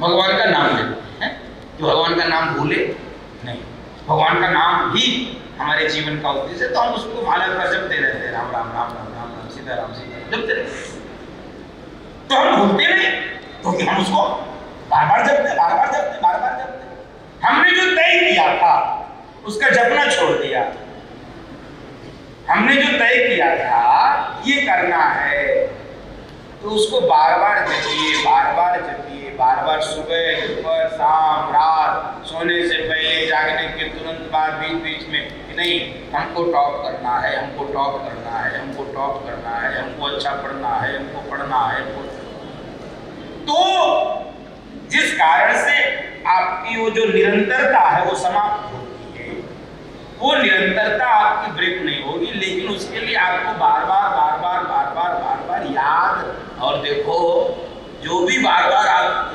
करते हो बार बार याद रखते हो वो कभी ब्रेक नहीं होती, वो उसकी निरंतरता समाप्त नहीं होती है।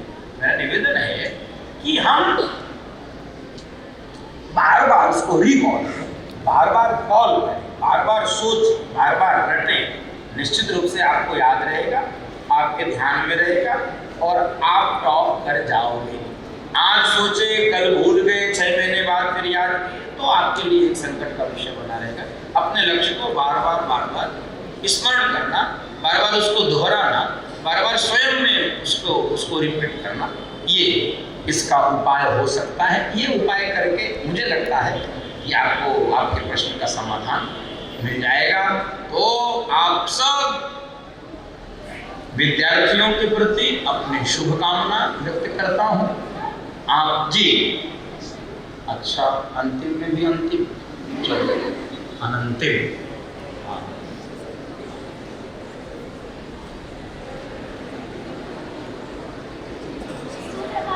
महाराज जी, मेरा नाम स्वाति सिंह है और मैं कक्षा 11वीं विज्ञान की छात्रा हूँ। सबसे पहले तो मैं आपका और अपने विद्यालय परिसर का बहुत धन्यवाद करना चाहती हूँ कि आप अपना कीमती समय निकालकर हमसे बात करने आए, हमारे प्रश्नों के उत्तर देने आए।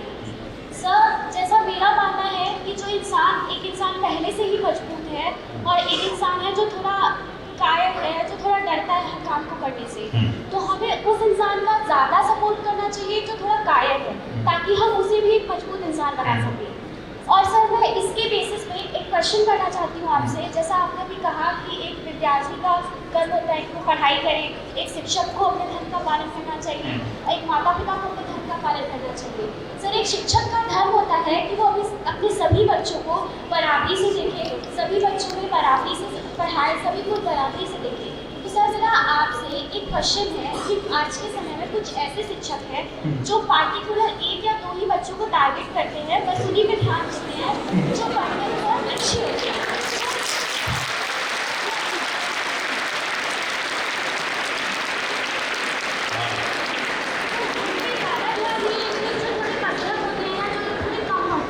वो बस उन्हीं पे ध्यान देते हैं जो पढ़ने में बहुत अच्छे होते हैं। तो सर, क्या एक शिक्षक का यही धर्म है कि जो बस उन बच्चों पे ही ध्यान दे जो पढ़ने में बहुत अच्छा है? तो शिक्षक का भी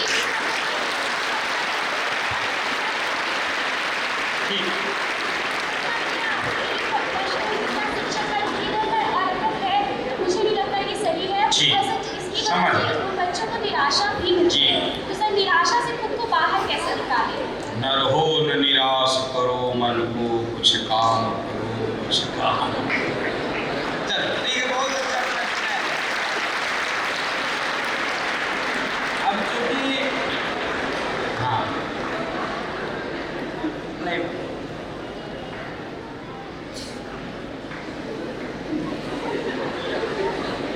तुम लोग बंद हो तब मैं शुरू। हाँ, मैं शुरू इसलिए नहीं हो रहा। हाँ, बंद हो जाओ, ताली बजा रहे, इसका मतलब तुम लोगों का प्रश्न भी वही है। इसके पहले तो नहीं बजाया किसी को, मैं बजवा रहा था तब नहीं। तो आपका प्रश्न यदि देखो, प्रश्न उत्तर दोनों इन्होंने दिया है, ये तो आपने सुना ही, प्रश्न भी है उत्तर भी है। तो आप मुझसे उस पर मोहर की अपेक्षा है कि मैं मोहर लगा दूँ, मैं इसको कह दूँ हाँ ओके टेस्टेड एकदम ठीक है करे। तो सुनो, ऐसा शिक्षक करता नहीं है।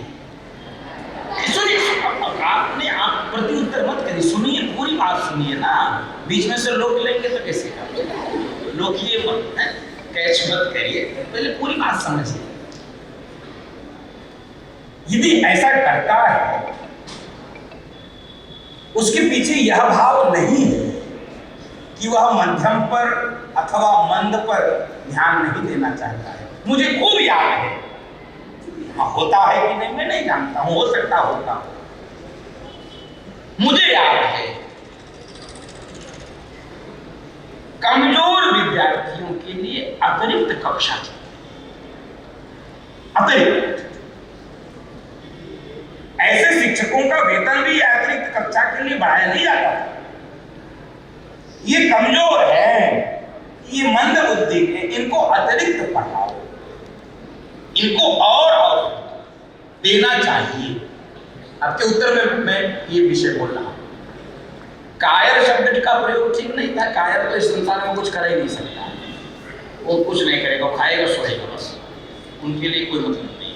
कायर नहीं, जो कमजोर है, जो मंद बुद्धि का है, जो अल्प बुद्धि का है, जिसकी मेधा शक्ति कमजोर है, उसको अतिरिक्त प्रयास करना चाहिए, इसमें कोई दो मत नहीं है। और शिक्षक यदि किसी श्रेष्ठ अच्छे विद्यार्थी पर कुछ ज्यादा ध्यान देता है, उसके पीछे का भाव जो मैं समझता हूँ वो ये है कि वो कुछ और अच्छा कर जाए, वो कुछ और श्रेष्ठ कर जाए, वो कुछ और बड़ा कर जाए। जो जैसे मान लो, जो आपने वो देखा है ना, वो सांप सीढ़ी खेला होगा ना, 99 पे एक सांप होता और सुई काट के पहुंचा देता नीचे। तो जो 99 तक पहुंच जाता है, शिक्षक उस पर एक झटका देना चाहता है, एक जोर देना चाहता है कि ये 100 पर पहुंच जाए, उसको सांप काट के नीचे न। ये शिक्षक की दृष्टि होती है, होनी चाहिए। इससे इतर यदि शिक्षक की दृष्टि है तो वो दोष है, इससे इतर यदि दृष्टि है तो वह दोषपूर्ण है। यह दृष्टि यदि है कि नहीं, इसको एकदम अब ये एकदम लक्ष्य तक पहुंचने वाला है, तो हमारा एक झटका, हमारा एक प्रयास, हमारा एक बल, हमारा एक उसके प्रति एक समर्पण, उसके प्रति एक समय का जो हमने अतिरिक्त देना चाहते हैं, उसके लक्ष्य तक पहुंचा दे, वो आपके लिए भी आदर्श हो सके, आपके लिए भी एक आइडियलिस्टिक, आपके लिए वो प्रेरणा का विषय हो सके, इसलिए उस पर अधिक समय देना ठीक है। किसी अन्य हेतु से कोई उसका हिडन एजेंडा हो, उसके पीछे विशेष भाव देने का, तो यह दोषपूर्ण है, यह अन्याय है। लेकिन यदि ये दृष्टि है तो इसके लिए कोई बात नहीं है। कमजोर लोगों के लिए सबको मिलकर प्रयास करना चाहिए कि वो भी मुख्य धारा में आ सके, जो फेल है वो पास हो सके, जो थर्ड डिवीजन है वो सेकंड हो सके, जो सेकंड है वो फर्स्ट हो सके, जो फर्स्ट है वो विशेष योग्यता प्राप्त कर सके, विशेष योग्यता वाला टॉप कर सके। यह एक सीढ़ी है, इसके लिए सबको प्रयास करना चाहिए। लेकिन शिक्षक के मन में भेद बुद्धि नहीं होनी चाहिए, और हमको अपने शिक्षक के प्रति भी भेद बुद्धि नहीं रखनी। शिक्षक की छात्रों के प्रति भेद बुद्धि माने समझ गए ना? हाँ, वो अप डाउन नहीं होना चाहिए, सबके लिए सम बुद्धि, बराबर की बुद्धि होनी चाहिए। गीता में भगवान ने इसके लिए उपदेश किया है, हमको सबके लिए सबको समान देखना चाहिए, सबके लिए दृष्टि सबकी एक जैसी होनी चाहिए। तो हमारे मन में शिक्षक के प्रति भेद बुद्धि नहीं, शिक्षक के लिए छात्रों के प्रति कोई भेद बुद्धि नहीं, सबको एक बराबर देखना चाहिए, सबको एक बराबर समझना चाहिए, किसी को कम ज्यादा नहीं पढ़ाना चाहिए, कम वाले को ज्यादा जरूर पढ़ाना चाहिए। ये हाँ, ये तो शिक्षक की दृष्टि होनी चाहिए। मुझे लगता है कि आपको मेरे प्रश्नों का, अपने प्रश्नों का उत्तर आपको मिला होगा।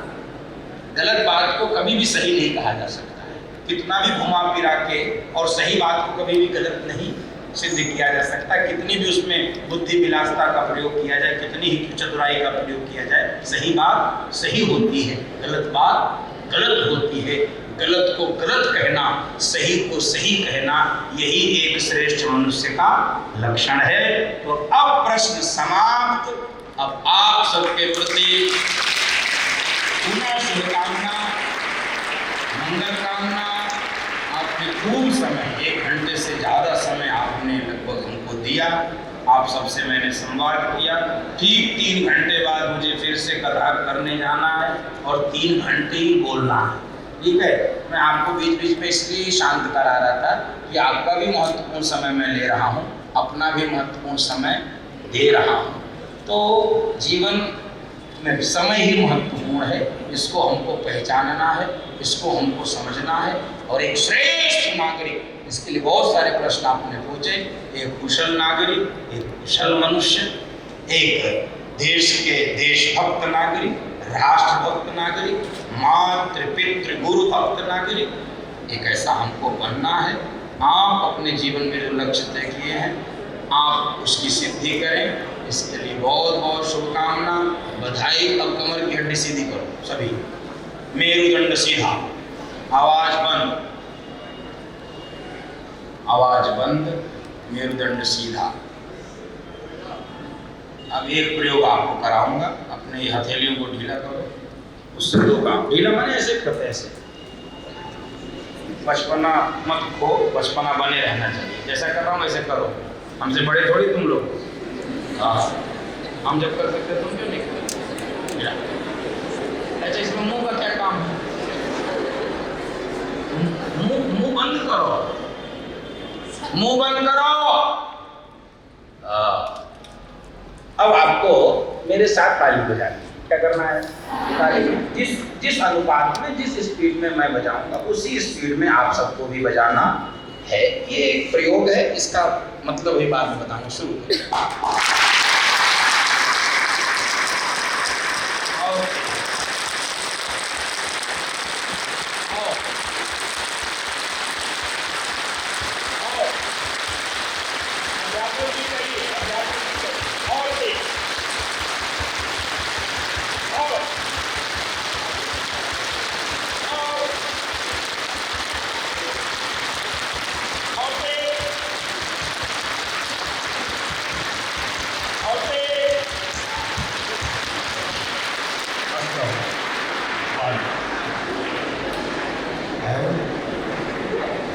मजा आया। एक तो ठंडी गाय हो गई हो ना,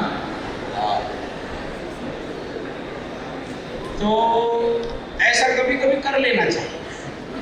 आप कभी चूंकि विद्यार्थी हो तो आपके शरीर में तो स्फूर्ति वैसे भी बनी है, आप दौड़ भाग सकते हो, लेकिन कभी ऐसा मौका लगे तो ऐसा कर लेना चाहिए। 24 घंटे में कितनी बार? एक बार। दवाई खाने से बच जाओगे, जीवन भर गोली नहीं खानी पड़ेगी। 24 घंटे में भी एक बार ऐसा कर लिए। अकेले करना, बंद कमरे में करना। हाँ, नहीं तो यही होगा जो भी तुम लोग कर रहे हो, लोग हंसेंगे, जब कोई हंसेंगे तो तुम बंद कर दोगे।